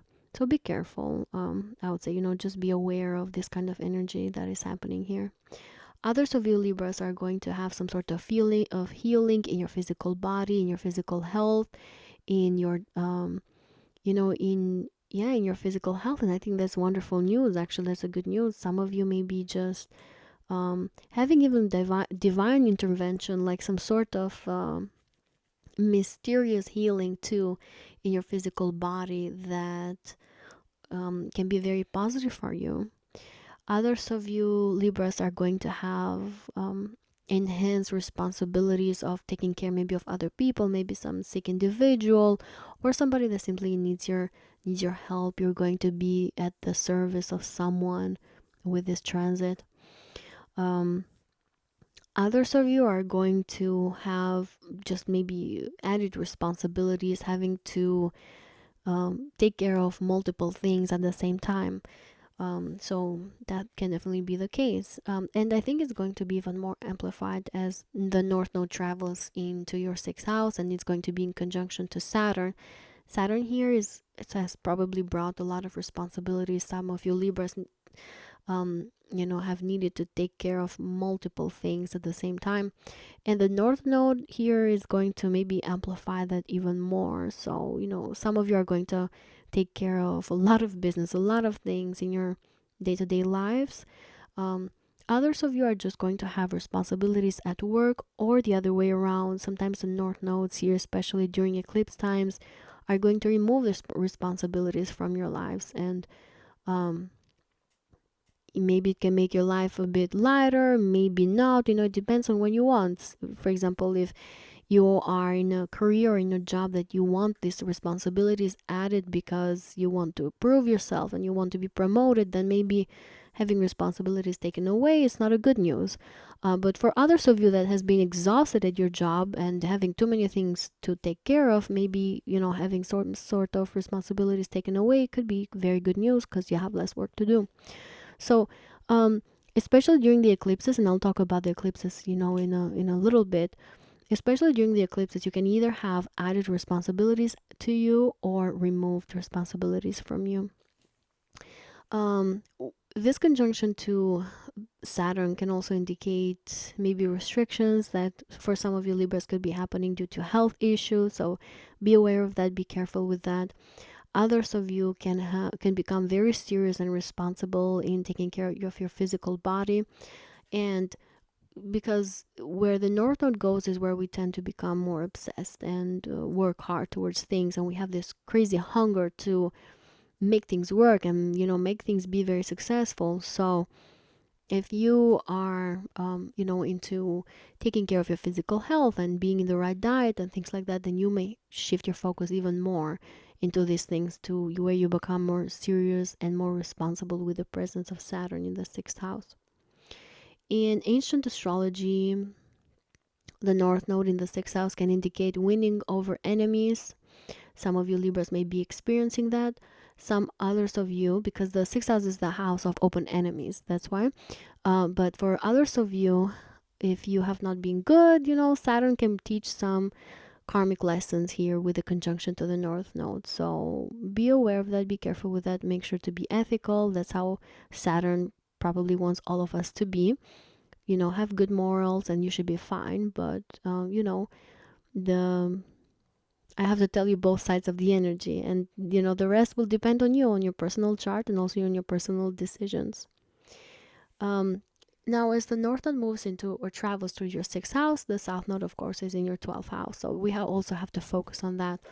Some of you Libras might even have opportunities to go on vacations and have some breaks here and there too, with the South Node in the 12th house. Others of you are going to have to serve other people, like I mentioned earlier. Others of you may kind of isolate yourself from the world, maybe resting or simply researching and spending time in isolation, researching and studying things that interest you. And others of you are just going to feel like you want to heal from a lot of traumas and difficult experiences that you've been through. Because, South Node is the 12th house, and we also have the presence of Neptune in the 6th house. Saturn rules the 4th house for you Libras, so in the 6th house can indicate serving a family member too. And you know, with the North Node here, it can be amplified even more, the service that you have to do for a family member. Others of you can have a change in your home environment due to work responsibilities. So maybe if you have to be at work more, maybe you take your children to like daycare or have somebody else take care of them. Others of you Libras, with the North Node in the sixth house, can have maybe a need to relocate due to work and due to your job. Some of you may get a new job also, and you may need to go to another city to, you know, to be part of it and to get the job basically. Um, yeah, I feel like this transit, may not be directly affecting you, but it's still going to be there, and especially with the sixth house activation of your daily lives, you might feel this energy a lot. Um, Now the eclipses are happening in. I'll talk only about the total eclipses because if I talk about the partial ones, I'll stay here forever. But the first total eclipse, it's a lunar eclipse, is happening on March 14 and 23 degrees in the sign of Virgo. So it's happening actually in your 12th house. Some of you Libras can have exposed hidden enemies with this eclipse. Others of you may have enemies completely removed from your life, from your lives with this eclipse. Something happens to where they just go away from your lives. I had these this eclipse, but I had it with the North Node in the sign of Aries, and I literally had some hidden enemies that were not that hidden for me because I have my chart ruler in the 12th house. I'm aware of these individuals, but they were completely removed from my life, and I couldn't be more grateful. My life has become so much easier because of that. So with the eclipse here in the 12th house can indicate the removal of hidden enemies. They just go away from you for one reason or another. Something happens to them, something happens to you, your roads are separated or your paths are separated. For others of you Libras, you may have a sudden opportunity to go on a vacation around March, up to 6 months after that, maybe to retreat, to spend time by yourself, to retreat from the world, to go on a nice vacation, enjoy your time, enjoy the time that you might have with your loved ones too. Others of you Libras can have a lot of realization and aha moment related to spirituality and also your connection to God and to universe. You may have some profound experiences there and connection as well. The next eclipse is also a total lunar eclipse, but now this is at 15 degrees in the sign of Pisces, and it's happening on September 7th of 2025. And that's when your sixth house matters are going to be even more highlighted. Again, you're either going to have a lot of responsibilities added to you, or some of these responsibilities removed from your life. Others of you are going to have a change of job. Maybe you're not going to be in the same job by the end of 2025. Others of you are going to have either certain health issues completely removed and have some sort of healing associated with it, or you'll have to deal with some health issues that show up with this eclipse. This eclipse can also bring the need to serve other people, like I mentioned earlier. That could be maybe family members, or it can just be anyone. You might need to be in the service of others, or someone else can be in the service of yours. So they serve you basically. Yeah, I think I covered like the most important things, Libras, for this transit. I wish you the best of luck. Please let us know in the comments how were the nodal, the node in Aries and South Node in your sign. How did that go for you? Because there's so many people that would love to learn from you because that's what they're going to experience soon. So share your knowledge, share your experience. We all want to listen to that. And please let us know about your expectations about this new transit. I wish you the best of luck, Libras. If you want to show some support, please like, subscribe, and share this video with people that you think are going to benefit the most from this. Hello, dear Scorpio suns, moons, and risings. Welcome to your North Node in Pisces and South Node in Virgo astrology predictions for 2025. This nodal change is actually happening on January 29, January 30, depending where you are in the world. And for you, these nodes are actually entering your 5th house and your 11th house. So the focus for a lot of you Scorpios is actually going to be in your personal talents and the abilities that you have as an individual to express your creativity through your skill set and your interests, hobbies, fun things that you do.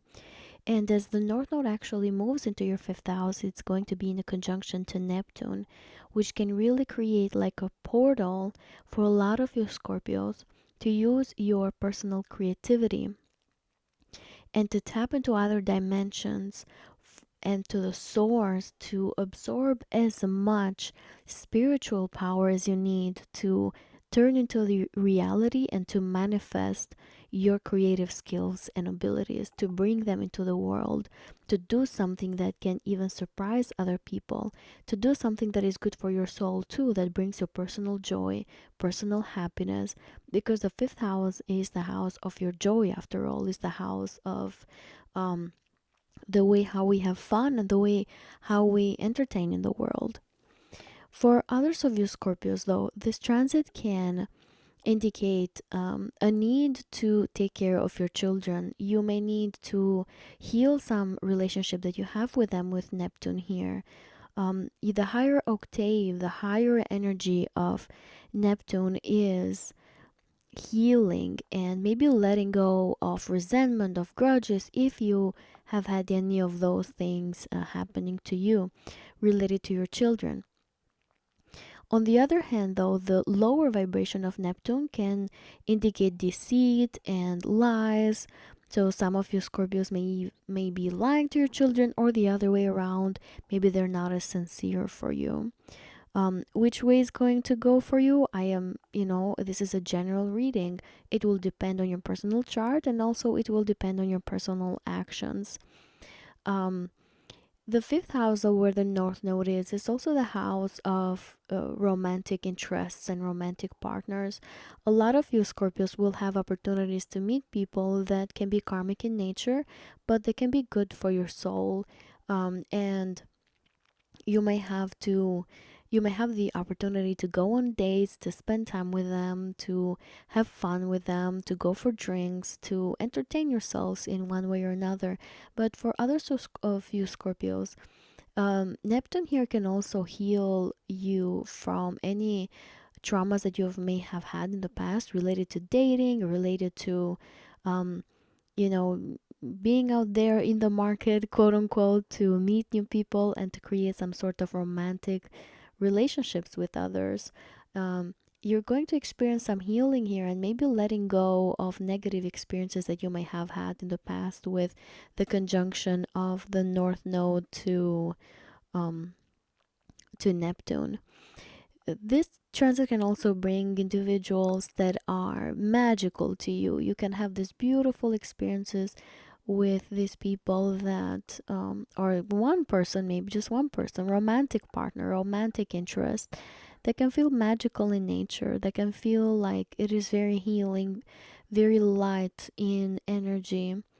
Be careful again from deceit though, because that's the lower vibration of Neptune. So be careful of that as well.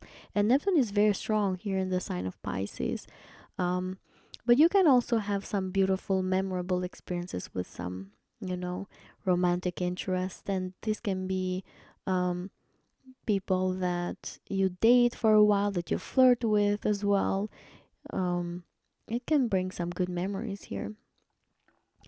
Now, the South Node is going to be in your 11th house. So, for some of you Scorpios, you may have maybe some friend or group of friends kind of removed from your lives, or an old friend coming back into your life too, because this is the South Node. This can indicate an individual that you used to be friends with when you were children, when you were teenagers, and now they come back into your lives in one way or another.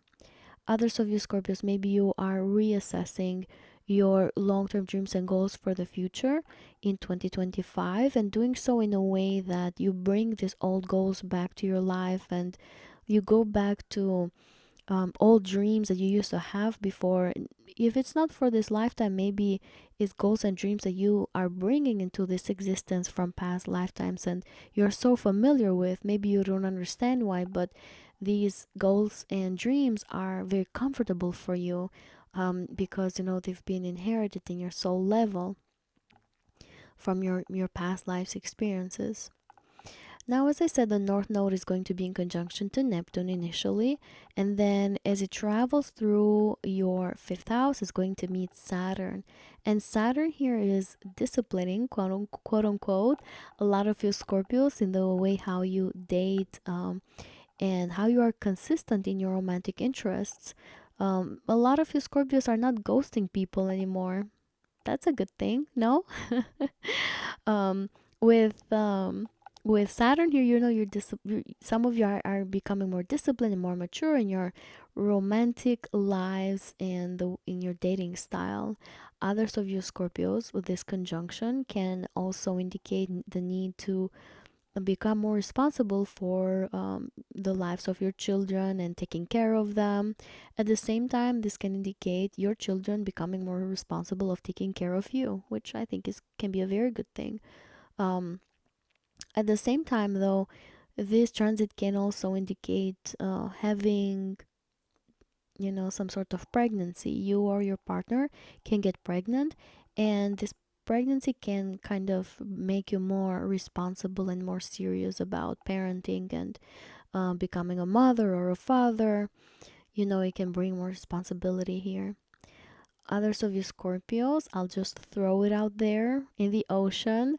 Um, if you're not planning to have children, be careful because this transit can indicate a birth of a child that comes into existence in restricting circumstances. When what I mean by that is maybe a child that is not through a marriage, but is it through, um, dating. And for some of you, that can be a bit more difficult because you have to take responsibility of, of a child that you are not thinking that you're going to have and things like that. So if you're not planning to have children, just be careful with this transit with Saturn here. For others of you, Scorpios, the conjunction between the North Node and Saturn can just indicate a lot of discipline that you may be implementing related to your creative skills and creative hobbies that you have. The North Node really represents where we become very obsessed and where we become very diligent and very hungry for. And so you may have a lot of focus in your creative skills and your hobbies. You may also want to go out there and have fun. Um, but maybe you may be doing so in a very grounding way, very responsible way because of the presence of Saturn. Some of you Scorpios, though, Saturn here and the North Node can cause blockages in having fun. You may have so many responsibilities and things to take care of to where you don't have fun. You don't have time to have fun. So it can go both ways. Maybe a portal opens to where your life becomes more joyful and you become more responsible and even can get good karma associated with having fun and being creative and enjoying life and enjoying your friendship groups and things like that, or the other way around. Now, Saturn rules your third house, and the third house is the house of communication, is the house of short distance travel, also. Some of you Scorpios may be going on the road more often, traveling with your children. Others of you may be doing short distance travels with a romantic partner, with a boyfriend, girlfriend. Others of you may be going on short trips so that you can hone and expand um, your creative skills and so that you can do, hobbies and um, basically maybe connect with nature or just connect with your inner child. You can very well do so through some sort of short distance travel. Others of you Scorpios are going to speak more with your children, like I mentioned earlier, and you're going to communicate with them more. Others of you are going to take care of your mental health through creative skills, through romance, through meeting people that can have this healing energy to them and that somewhat, affects you in your mental abilities, and it can make you more joyful and more happy too. Now, the North Node is going to continue in this house of yours, and it's going to move away from the presence of Saturn and Neptune. But you're going to feel the energy of Neptune and Saturn, especially in the first few months. I would say until May, and then Saturn is going to move into the sign of Aries, so you might not feel the presence of Saturn as much there. Now, I also want to talk very briefly about the eclipses. The first eclipse happening here in this axis is going to happen on March 14 of 2025 at 23 degrees in the sign of Virgo. And basically it's happening in your 11th house, and it's going to make a lot of you Scorpios, add a friend, and welcome, better said, welcome a friend into your lives, or something happens in a friend's life that your path and their path basically separate, and you go separate ways. So somebody can be added to your lives, somebody can be removed also from your lives, related to your friends of groups, or groups of friends and friendships also. Sorry, it's like 1 a.m and my brain is a little fried, but I'm still here. And so the other thing that could be happening during this eclipse is that reassessment of long-term dreams and goals for the future. Some of you may have old goals come back to you, and now you are welcoming them again. You can have a lot of aha moments associated with that also. The thing about this axis is that it's still a financial axis, so I also want to tell you that some of you are going to receive some financial rewards that could be coming to you from your hard work, either in this lifetime or in past lifetimes. You may be very well reaping the rewards of, some financial rewards that can be very good for you. The 11th house is still a positive house. The 5th house also, it is a positive house. So those are some of the things that this eclipse could bring you. And then the next total lunar eclipse is going to be on September 7th of 2025 at 15 degrees of Pisces. And this is when you're going to also have those experiences that I talked about. They can be even more profound, maybe having some romantic interest come to your life, that you have some sort of karmic ties with, or soul contract with. They can help you build yourself, they can help you heal from a lot of situations, and they can bring joy back into your lives, because this is in a positive house. This eclipse is happening in a positive house for you. This eclipse can also bring financial rewards, like I said earlier, from risky investments, from taking a leap of faith in your investments. Others of you may have a child welcoming you in your lives, or you may welcome a child. That's what I meant to say. You may welcome a child, you may have a kid, or your partner may have a kid, and you take care of them too. So it's like, a child may be joining you in one way or another. And if that's not the scenario, then this transit can also indicate, like this eclipse can also indicate, having a lot of creativity and ability to absorb and basically tap into other dimensions and take that beautiful, wonderful energy that is so abundant to bring something into existence related to your creative skills and the ability that you have to bring, to use all this knowledge, spiritual knowledge, and creative skills to,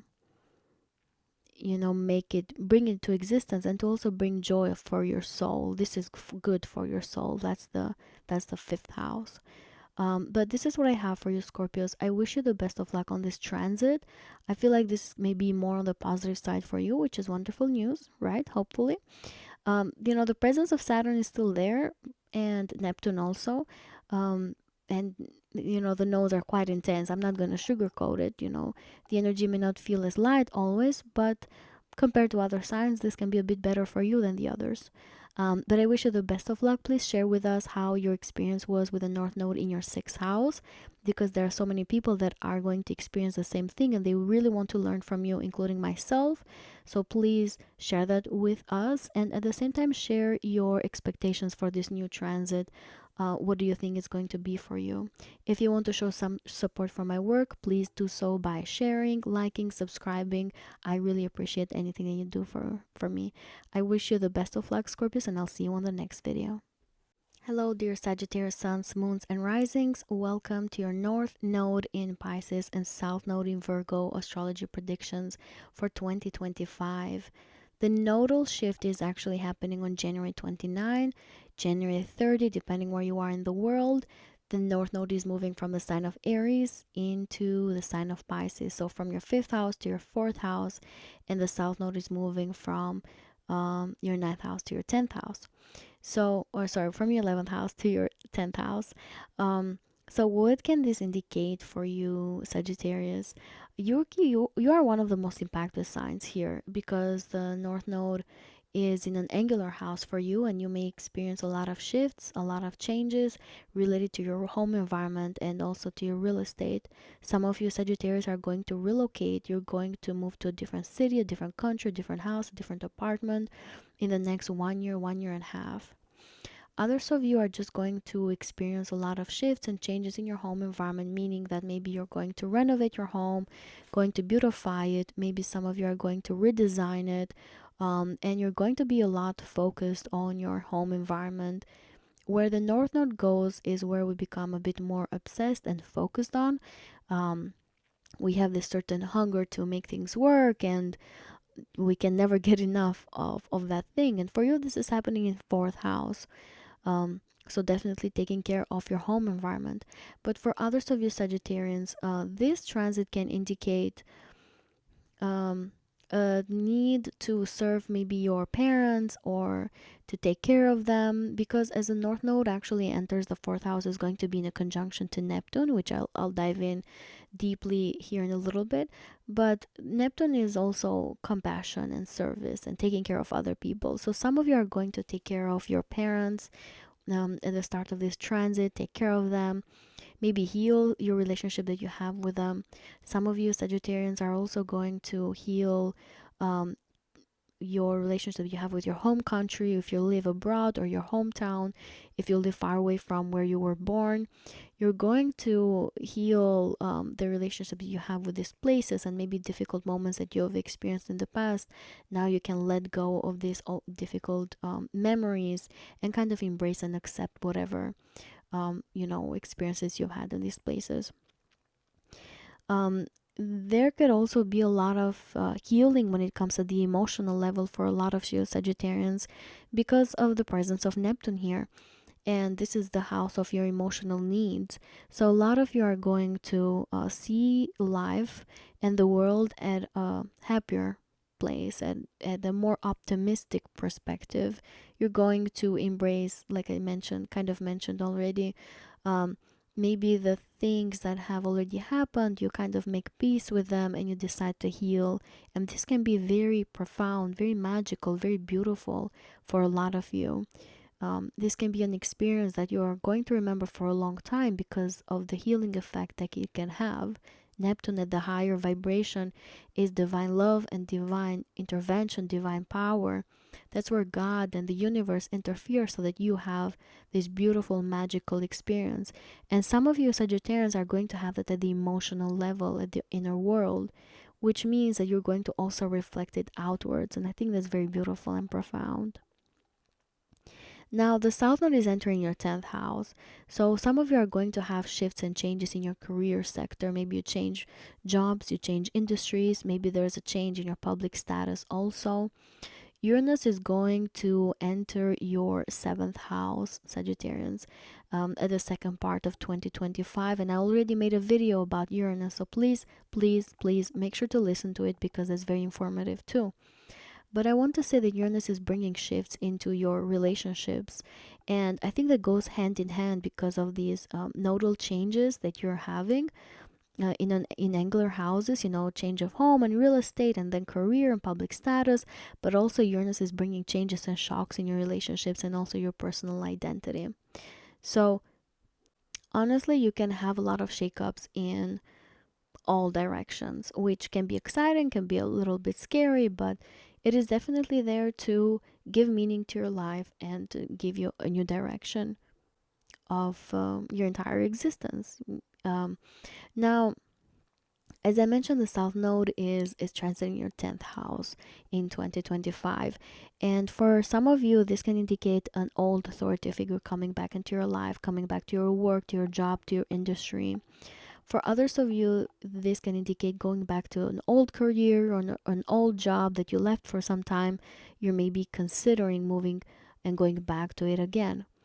For others of you, this transit can indicate a change of status to going back to how you used to be before. For some of you, if you used to be married, maybe you get remarried. For others of you, you were single, maybe you go back to being single. And as Uranus goes into your 7th house, is going to be even more emphasized. That's when a lot of Sagittarians are going to make some profound changes in your relationships, but also in all areas of your lives, honestly, because Uranus is going to be opposite you and squaring the 4th house, the 10th house. So it's going to bring some changes, profound changes there too. Now, as I mentioned, the North Node is going to be in conjunction to Neptune, and I talked about Neptune at the higher vibration is healing, and the lower vibration is deceits and lies. So be careful when it comes to deceits and lies related to your home environment, maybe real estate, and also your relationship to your parents. Be careful with that. And this can be lies that you can say from yourself or somebody else can say to you. So, be aware that Neptune also has that effect to it. For the other thing about the North Node here is that as it continues its journey into the sign of Pisces, it's going to meet eventually with Saturn, and you're going to feel the presence of Neptune and Saturn, especially the first part of 2025, so from February to May. And then Saturn, I think, moves into the sign of Aries. So you don't feel Saturn as much. But these first few months can talk about becoming even more responsible related to your real estate. As I mentioned, you may be healing from, certain traumas or experiences, or just coming to peace with the place that you're living in. And now Saturn wants you to become disciplined and more responsible and more serious about it. For others of you Sagittarians, this transit can indicate moving to a smaller place too, moving to a place that is, smaller in nature, because the bigger house is represented by Jupiter, expanded. Saturn is contracted, smaller. And this can make sense for you because you may have a change in your career sector, moving to a place that maybe it's more expensive, like to a city that is more expensive. So now you have to go back to a smaller place, something like that. Others of you Sagittarians with Saturn here can indicate doing a lot of work when it comes to your ancestors, maybe diving deep into their stories, connecting with them, visiting them into cemeteries, putting flowers in their graveyards, things like that. A lot of you may be doing a lot of revisiting of these places to connect with your ancestors. Others of you Sagittarians may have some karmic situations happening with family members here too, and that can be a bit more difficult. They can feel like you may feel like you have so many responsibilities associated with them, and it can weight you down a little bit. Saturn in the 4th house is not very easy because this is your emotional world. And so Saturn here can make you feel like the entire world is on your shoulders and you have so much to do and so much to take care of, including your home, including your children, maybe your spouse, and it's like the home environment, the people that you live with. And the North Node here can expand this even more, can make you feel like, oh my God, I have so much to do. So keep that in mind and try to use Saturn here for the good things that it can bring you, which is discipline, responsibility, resilience, persistence, and to make your place, your home environment, maybe a place that has more discipline and order to it. These are some themes and patterns that can show up for a lot of you Sagittarians. Now we also have the eclipses here, of course. The first eclipse in this axis is going to happen on March 14 of 2025 at 23 degrees in the sign of Virgo, which is your 10th house. So this is when you can feel or you can welcome some old authority back into your lives. You may change careers, like I said. You may go back to a job that you used to do, or your public status changes in a way that it is more comfortable for you and more familiar to you as well. And then the next eclipse is going to be on September 7th in the sign of Pisces at 15 degrees. This is when you may be having those experiences in your home environment, your emotional world, your real estate, your connection to your home country. Um, Eclipses can also remove things from our lives too. So we can, for example, for you, you can have a family member join you in your home, but you can also have a family member leave. Like, one of your children goes to school, goes to college, they leave your home. That's an eclipse in the fourth house. For others of you, maybe one of your in-laws moves in with you. That's an eclipse in the fourth house. Now somebody new is living with you. Um, this transit can also bring, like I said earlier, um, moving away from a home or moving into a new house, moving in with somebody new, moving in with a new partner. There's changes and shifts here that can be happening in your home environment. And I think I mentioned it to another sign, that when I had the North Node in my fourth house, I did move to a new place, to a new state actually. And at the same time, I had a drastic change of career. So, that can also be happening to some of you Sagittarians. Of course, it depends on your personal chart and your personal experiences too, and decision making. Saturn rules your second house, and so you may be earning money from home here too. You may have opportunities to work from home, to make money from home. Some of you may have opportunities to increase your possessions in your home environment, meaning that you're buying more furniture, you're buying more things for your home, more TVs, building walls, things like that. You're putting your personal finances in the service of your home environment. Others of you Sagittarians are going to maybe help a family member financially, assist them, take care of them. Others of you maybe putting your personal possessions in the service of family members, maybe your parents also.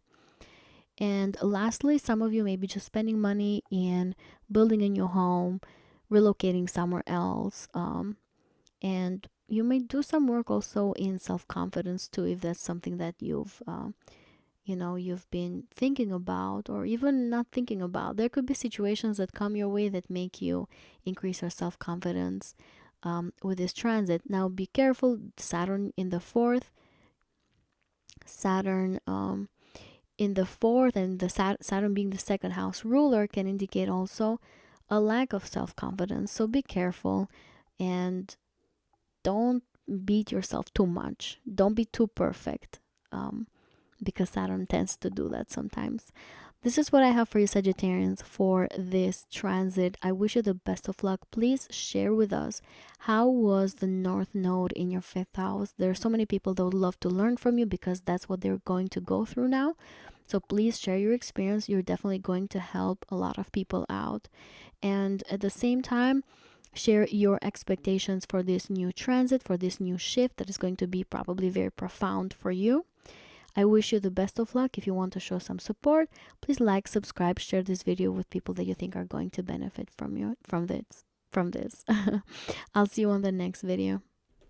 Hello, dear Capricorn suns, moons, and risings. Welcome to your North Node in Pisces and South Node in Virgo astrology predictions for 2025. The nodal shift is happening on January 29, January 30, depending where you are in the world. But the North Node is moving from the sign of Aries to the sign of Pisces, and the South Node from Libra to Virgo. And for you, the North Node is entering your third house, South Node your ninth house.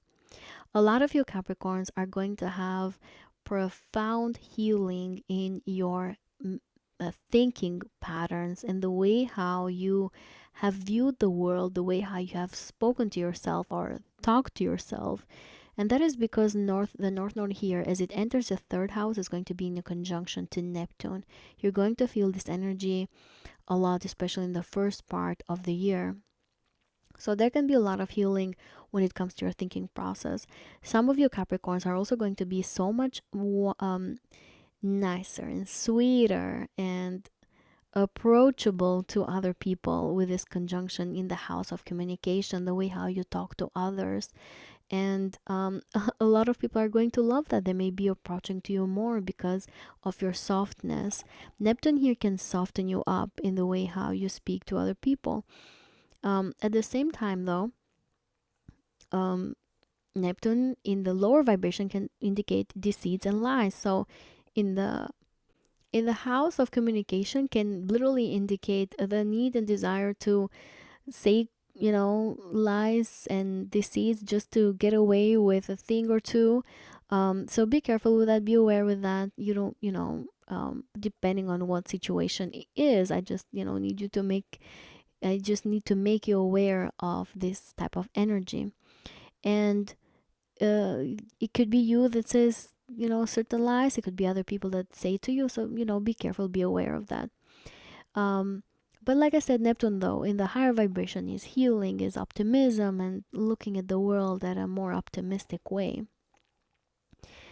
The third house is also the house of short distance travel. Some of you Capricorns are going to be on the road, out and about, checking out new cities, new places that are close to you, or going out for the weekends and enjoying life in general, traveling.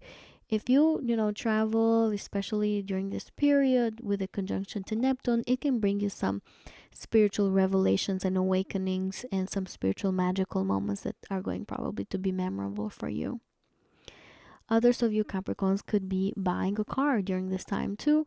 The North Node sometimes represents things that we focus a lot on and we sometimes become obsessed with. So some of you may be obsessed, quote unquote, with getting a new car, and you may be achieving it. And you may be on the, on the road a lot more. Your immediate environment for some of you Capricorns could also be changing. Maybe there are some changes in your neighborhood. Maybe you relocate, or, some neighbors move in, some others move out, some businesses close, some new ones start. There's going to be a lot of energy changes in 2025, so I'm not surprised that your neighbors and your immediate environment could be changing too, because things are happening in other people's lives as well. The third house is also the house of marketing, journaling, publishing. If you are in any of these industries, then you're definitely going to have some shifts over there too. If you are in the social media, then some of you Capricorns may even become a bit, you may earn some fame here too, to where you're kind of known in social media platforms for whatever you publish and whatever you want to share with other people. And the conjunction to Neptune, which is also which is a planet of cameras and cinematography. If you are on those industries, then you can really gain some sort of fame here too. Now, as I said, the North Node is entering your third house, the South Node is entering your ninth house. A lot of your Capricorns are also going to be focused on increasing your skill set, getting certifications, learning new things. You may be a bit more obsessed with that, and it's going to be more towards earning these skills than getting higher education, because the South Node is in the ninth house. So instead of going for a degree, some of you are just going to go for increasing your personal skill set and gaining personal knowledge. And some of you are also going to have some wonderful opportunities to travel. Honestly, you may be going to foreign lands, but you may be also going to, short distance travel too. If you decide to do long distance travels, then you may be going to places that you have been to before with the South Node in the ninth house. Some of you Capricorns are also going to have old advisors and mentors coming back into your lives with this nodal shift. If somebody was important to you, even in past lifetimes, actually. So somebody that maybe has been important to you as an advisor in this lifetime or in past lifetimes, they're going to come back into your life during 2025. They're going to be there for you, to teach you, to advise you, to give you a different perspective about the world, to even challenge your belief systems, and also to change and shift the way how you view the world in general. And as the North Node moves into the third house, it's going to make the conjunction to Neptune, but then afterwards it's also going to meet with Saturn. And this is where I need some of you Capricorns to be a little bit careful, because Saturn in the third house can make you very disciplined when it comes to your mental abilities, but sometimes can make you a bit pessimistic. And that's when being careful, enters the chat. I want you to be careful with the way how you view the world. Neptune there can make you very optimistic, and then Saturn can make you pessimistic. So there's a war between the two here in the thinking process. Now, of course, it depends on your personal chart and your personal decisions, which direction you're going to take, but there can be some scenario for you. For others of you Capricorns, the conjunction to Saturn can indicate maybe selling a bigger car, getting a smaller car. Others of you can indicate not having as much time anymore to travel in short distance travels, or the other way around, to where you become a bit more disciplined about short distance travel, to where you write down your schedules, how much money you're spending on your travels, where you're going. You build a plan, you build a schedule around it, and then you execute. So the North Node here can make you very disciplined with the conjunction to Saturn in your travels that you may be doing domestically or internationally too. Others of you Capricorns, this conjunction to Saturn can also make you a bit more serious in your communication style with other people, but also very disciplined, very responsible. It can make you appear very wise and very mature when you interact with others. You may be even building relationships that you're going to have going on for a long time, because Saturn is the planet of longevity, and in the house of communication can indicate some sort of communications with individuals that are going to be there for a long time, for several years. Yeah, so then the North Node is going to continue its journey here in the third house. It's going to move away from the energy of Saturn and Neptune, so things can get a bit lighter, but these conjunctions to Neptune and Saturn initially are going to feel very strong and very powerful in that first part of 2025. I mean, from February to May especially. Whenever the nodes go, that's where we have eclipses. So the first eclipse here in this sector is happening on March 14 of 2025 at 23 degrees exactly in your ninth house in the sign of Virgo.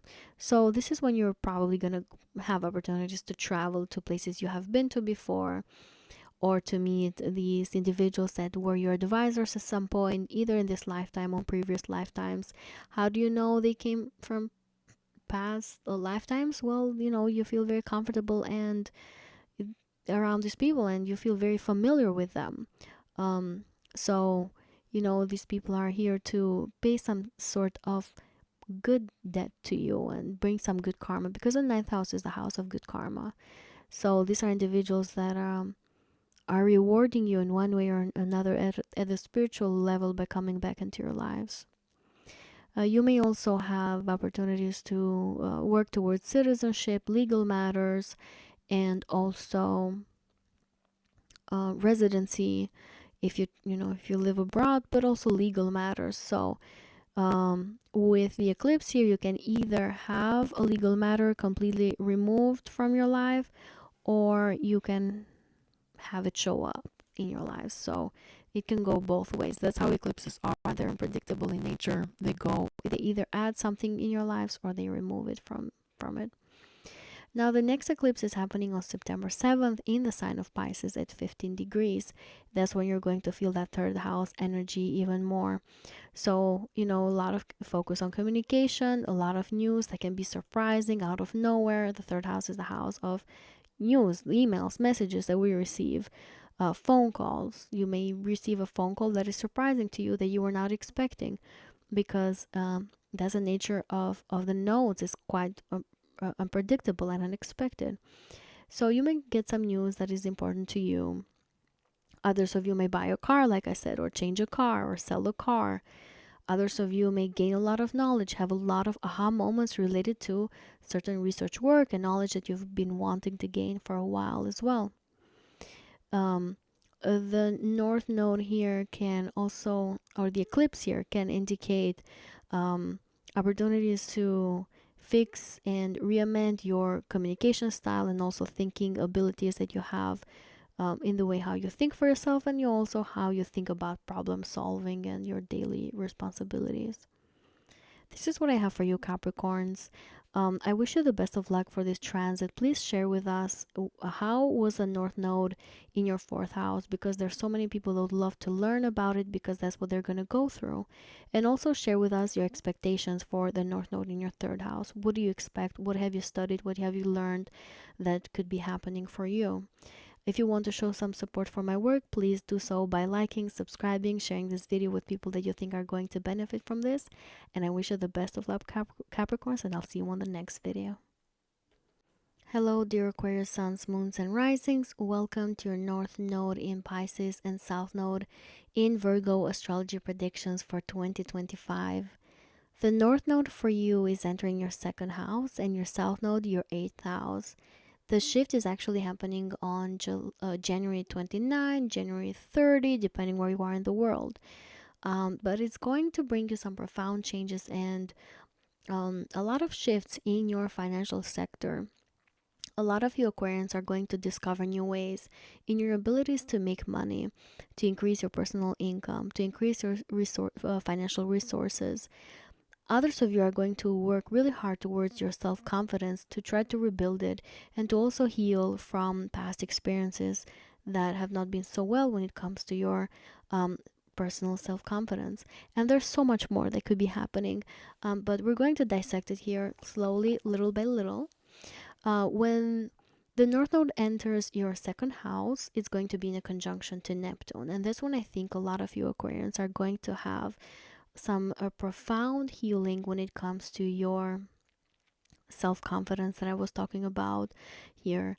You may be healing from situations and things that could have happened in the past that somewhat, lowered that self-esteem of yours. So you may be letting go and healing and looking at yourself, your self-confidence and your skill set in a more optimistic way, in a more positive way, to where you feel like, you can really be and become whoever you need to be because you have that skill set, you have those talents within you, you possess those talents within you to be able to do so and to become so self-comfortable or comfortable in yourself and self-confident as well. On the other hand, the North Node here in conjunction to Neptune can indicate healing from maybe fears and deceits and illusions related to personal finances. If you've been insecure before about making money, then the conjunction to Neptune can indicate that now you can let go and heal from those kind of patterns and to kind of attract financial abundance. At the same time, though, the lower vibration of Neptune is lies and deceit. So be careful about where you take your personal finances, where you spend it, who you give it to, because, the conjunction of North Node and Neptune can sometimes bring lies related to personal finances. At the same time, also be careful with, you know, the way how you make money, to be fair and to also be honest in the way how you make money. Now the North Node is in the second house, the South Node is in your eighth house. So there's also going to be some sort of focus in your shared resources and finances. And I know most of the people say that, oh, where we have the North Node is our focus, and then we leave behind the South Node. Honestly, based on personal experience and from what I've seen, wherever the nodes are, both of them are going to be your focus because of the eclipses. The eclipse is going to happen in your eighth house. It's either going to add or remove something in your shared resources and finances that you have with other people. So your focus is not going to be only in your second house where the North Node is. It's also going to be in your eighth house, which can indicate shifts and changes that could be happening in your shared resources and finances that you have with a partner, with a family member. Some of you are going to have some sort of shared finances and resources removed from your lives. Others of you are going to have new ones show up that used to be there before, that disappeared for a while, and now they're coming back to you. Um, at the same time, the South Node in the 8th house can indicate maybe healing or trying to heal from fears and self-sabotaging patterns. That conjunction to the North Node of the conjunction, sorry, to Neptune of the North Node can indicate an opposition to that South Node. So some of you are going to heal from self-sabotaging patterns, from fears, from psychological difficulties that you may have gone through. Others of you are going to deal with the shadow side of your personality and of your character in a very healing way, in a more positive way. But at the same time, be careful of deceits that you may just be giving to yourself, or lies that you can be just telling yourself related to your personal fears and also self-sabotaging patterns. Now, as the North Node continues to travel through your second house, it's also going to meet with Saturn. And you're going to feel this big energy, these conjunctions, especially in the first part of 2025, and especially between February and May. And then Saturn is going to move into your into Aries, so in your third house. But for you, this conjunction to Saturn can indicate becoming very responsible for your personal finances, very disciplined about them, sitting down and writing down where your money is going, where your money is coming from, budgeting, how much you're spending on everything. A lot of you Aquarians are going to become so intelligent and smart and disciplined in the way how you make your money and in the way how you spend your money with this conjunction. Others of you, though, may experience some financial difficulties with the presence of Saturn here. So be careful with that. Just keep in mind to keep some savings aside so that you can have this transit go a bit smoother. Others of you can have, some sort of financial expense that you need to take care of with this transit, because Saturn rules the 12th house. So 12th house is what we lose in one way, sometimes is what we give away, and in the second house is like you're giving money away to something, to buy something, to pay some sort of expense that can be there for some of you Aquarians. Others of you may just be spending money on traveling, visiting foreign lands, meeting people from different cultures, from faraway lands as well, during this conjunction here. Others of you Aquarians, like I mentioned earlier, are going to really work towards your self-confidence in very practical ways. So you might set some sort of goal for you that is practical in nature, and then whenever you achieve it, you feel more confident, you feel stronger in your self-worth. At the same time, though, or on the other hand, it can be the opposite, to where Saturn makes you feel a bit more insecure in your self-worth. So be careful and be aware of that, and try to use the practical side, the practical side the Saturn can give you in the second house. Like I mentioned earlier, just be careful with your personal finances. Saturn here can contract them, can make them a bit smaller. And where the North Node is, sometimes things get exaggerated. So just be careful with your finances. But at the same time, if you've done the work, if you've been responsible for your finances, you may really receive financial rewards here. Maybe added streams of income, maybe abilities to make more money. And if you do so, these can be long lasting, because Saturn is the planet of longevity. So, if you add some streams of income for yourself, then those can be around for a very long time. Now we're also, of course, going to have the eclipses here in this axis. And the first eclipse is going to happen in the sign of Virgo at 23 degrees on March 14 of 2025. And of course, it's happening in your 8th house. So that's when you're probably going to feel or to have some changes in shared resources and finances that you have with a family member or with a partner of yours. stream of income can either be removed or can be added when it comes to shared resources and finances that you have with someone else. For others of you, this eclipse can bring um, profits from investments, from other people's money, child support, alimony. You can really benefit from these things, and taxes, insurances as well. This eclipse can also bring the healing of some sort of psychological issues to where maybe they are completely removed from your lives, or the other way around. So be careful with your mental health. The eclipse can bring something that you may have suffered before in this lifetime or in past lifetimes, so you kind of need to take care of it again. This eclipse can also remove a lot of fears from you, self-sabotaging patterns. It can make a lot of you Aquarians dive deep into your subconscious mind and um, acknowledge the fears that you have and try to remove from them. And this eclipse can really remove these things forever for you, which I think is wonderful news.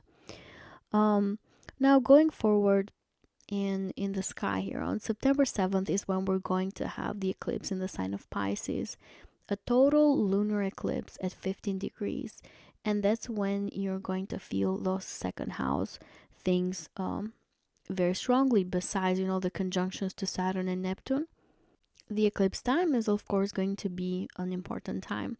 So around this time you can have a stream of income added to you. You can have wonderful opportunities to make a lot of money. Personally, me as a Taurus rising, when I had the North Node in my second house, I made a lot of money. I also had some expenses too, but I had more opportunities to make money. Now, of course, that depends in your personal chart and your personal decisions as well. So be aware of that. You can make money also through investments here. That's the second and eighth axis is activated. Um, the eclipse can also bring you opportunities for more self-confidence and believing in your personal talents, knowing your self-worth, marketing yourself at a higher price, meaning that you know your personal worth and you sell your talents and skills for, a higher amount of money. Like if you, for example, have a business, you sold something for $20, now you think it should be worth $25 because you're more skilled at it and you are better at it. So, increase self-confidence and ability to make more money and to be more careful with your personal finances. This is what I have for you, Aquarians, for this transit, for this nodal shift. I really hope this goes very well for you. Please share with us in the comments, how was the experience with the North Node in your third house? There's a lot of people that are going to have that shift right now, that transit right now, so they would love to learn from you, including myself.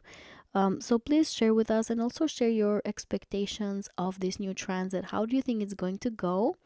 And if you want to show some support for my work, please like, subscribe, share this video with people that you think are going to benefit from this. I wish you the best of luck, and I'll see you, Aquarians, in the next video. Hello, dear Pisces suns, moons, and risings. Welcome to your North Node in Pisces, South Node in Virgo astrology predictions for 2025. Of course, Pisces, you are the stars of this transit. You're going to be the most impacted sign, the sign that is going to have the most changes and transformations also, and a lot of other stuff that I'll talk about. But the shift is happening on January 29, January 30, depending where you are in the world. And like I said, the North Node is moving in your first house and the South Node in your seventh house. So a lot of you Pisces are going to have opportunities to become more self-reliant and also to gain some sort of personal independence. The North Node here can make a lot of you realize your personal abilities and potential and power to be self-reliant, to be very strong in your identity, in your personality, in ways that maybe other people have not seen before. I know that Saturn has been doing some work here in your first house, Pisces, in setting boundaries with other people, in setting boundaries in your individuality versus the rest of other people's energies. Saturn may have been helping a lot of you to set those boundaries because, as we know, the Piscean energy does not have those. So Saturn may have been doing some work, and now we have the North Node here, which indicates the continuation of that work that you have been putting in. Now, as the North Node moves into your first house, it's first going to be in conjunction to Neptune, which is also your ruler. So that's why you're going to have some important realizations here, related to your identity, to your personality, and who you are as a person, and how you present yourself to the world, how other people see you.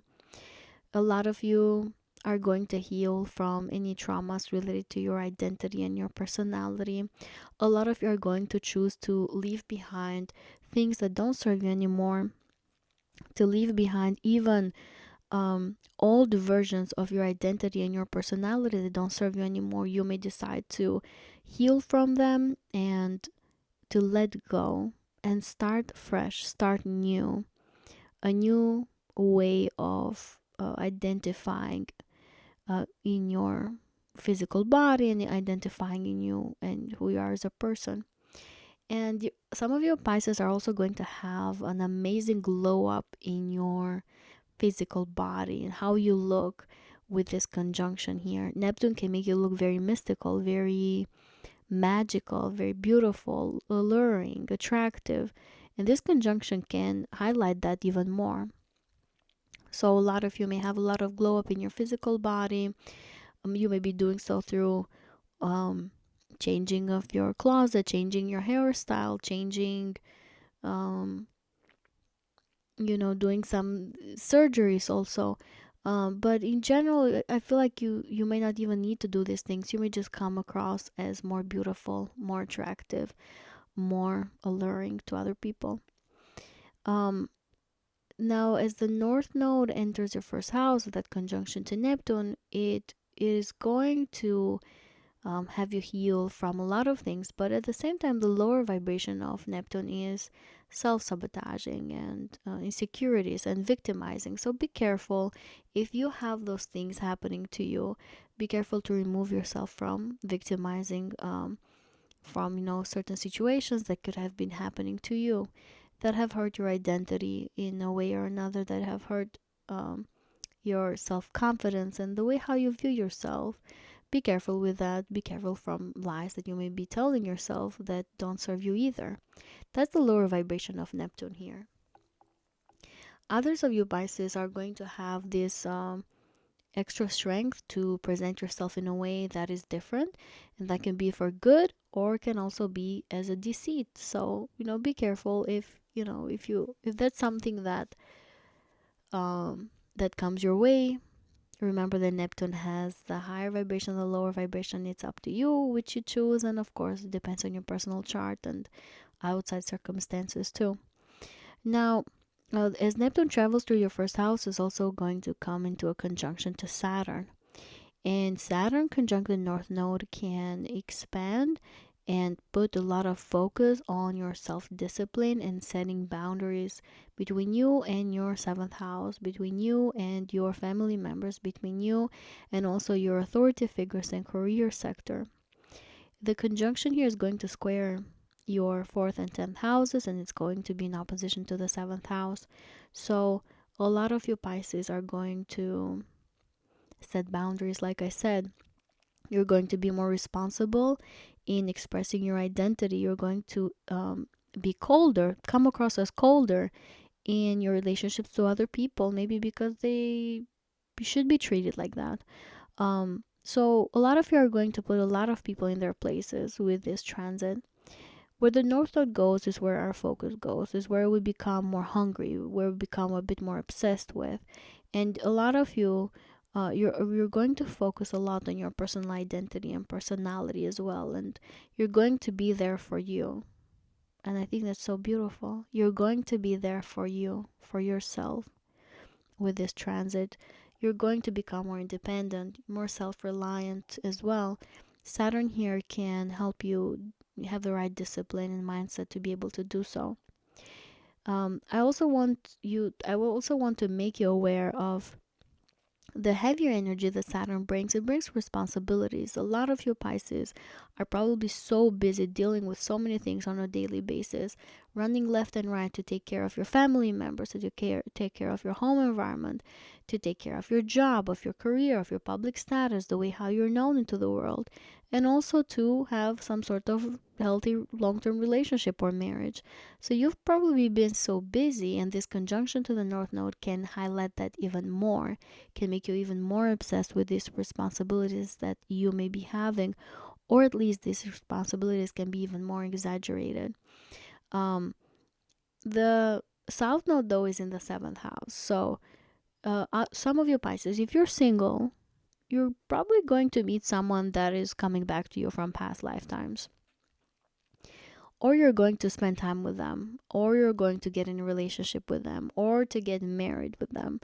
This conjunction here, this transit here of the South Node in the seventh house can bring somebody from past lifetimes or somebody from your childhood too, from this current lifetime, someone that you haven't been in touch for a long time. Now they come back to your life.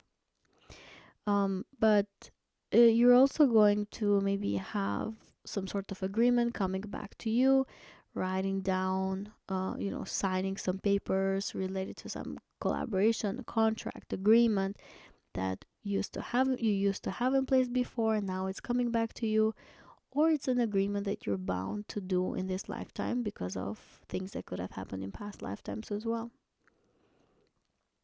Like I mentioned, though, all of this is happening in an angular house for you, and Uranus is also entering your fourth house, Pisces, in the second part of 2025. So it's bringing, Uranus in the fourth house is bringing you a lot of changes in your real estate and home environment. A lot of you are going to be relocating. A lot of you are going to identify yourself with a new place, with a new home, with a new environment, new family members too. Uranus is bringing shocking changes there in your fourth house sector, in your 10th house as well.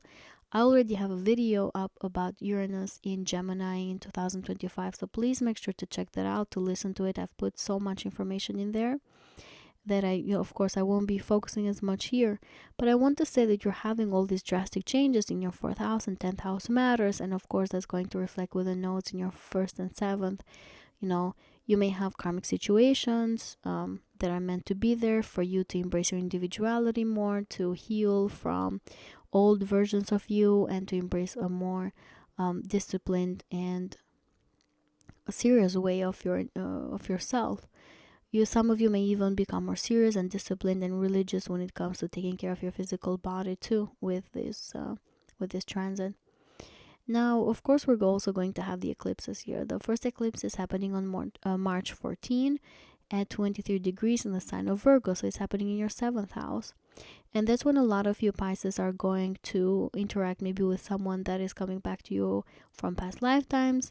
You're maybe going to build some sort of relationship with them, or enter some sort of agreement with them, or simply meet them on one-on-one. Others of you, this can indicate some sort of agreement coming back to where you need to sign some papers like I mentioned earlier. The next total eclipse that is happening is going to be on September 7th of 2025 at 15 degrees of Pisces of your sign. So if you have any planets points between 10 degrees and 20 degrees, you're going to feel this very, very strongly. You're going to feel this the most. And that's when you may be starting to have those profound transformations related to your identity and your personality, and also in your physical body. Very, very profound time for you. um you're going to remember this transit for a very long time, I feel like, Pisces. I, as a Taurus rising, had this transit going on, but for me, I also had Uranus in the first house. So maybe it's a bit different, but I'll still share my experience. I gained this amazing sense of independence with the North Node conjunction to Uranus. It was not easy at all, but I am forever changed through that experience. So, as Uranus is transiting your fourth house, you may gain some sort of uh, personal independence in your emotional world. So maybe you experience that too, but The North Node in the first house is going to have you recognize yourself more and get to know yourself more, which you've probably been doing with Saturn here. This is what I have for you, Pisces, for this transit. Please let me know in the comments, how was the transit of your North Node in your second house. There's so many people that are going to experience that. So please share with us, share with the world what your experience was, so that we all learn from you. And also share with us the expectations that you have with this new transit that is going to be happening here. I wish you the best of luck, Pisces. Please, if you want to show some support, you can like, subscribe, and share this video with people that you think are going to benefit from this. Other than that, I hope that this 2025 is going to be wonderful for you, and I'll see you on the next video.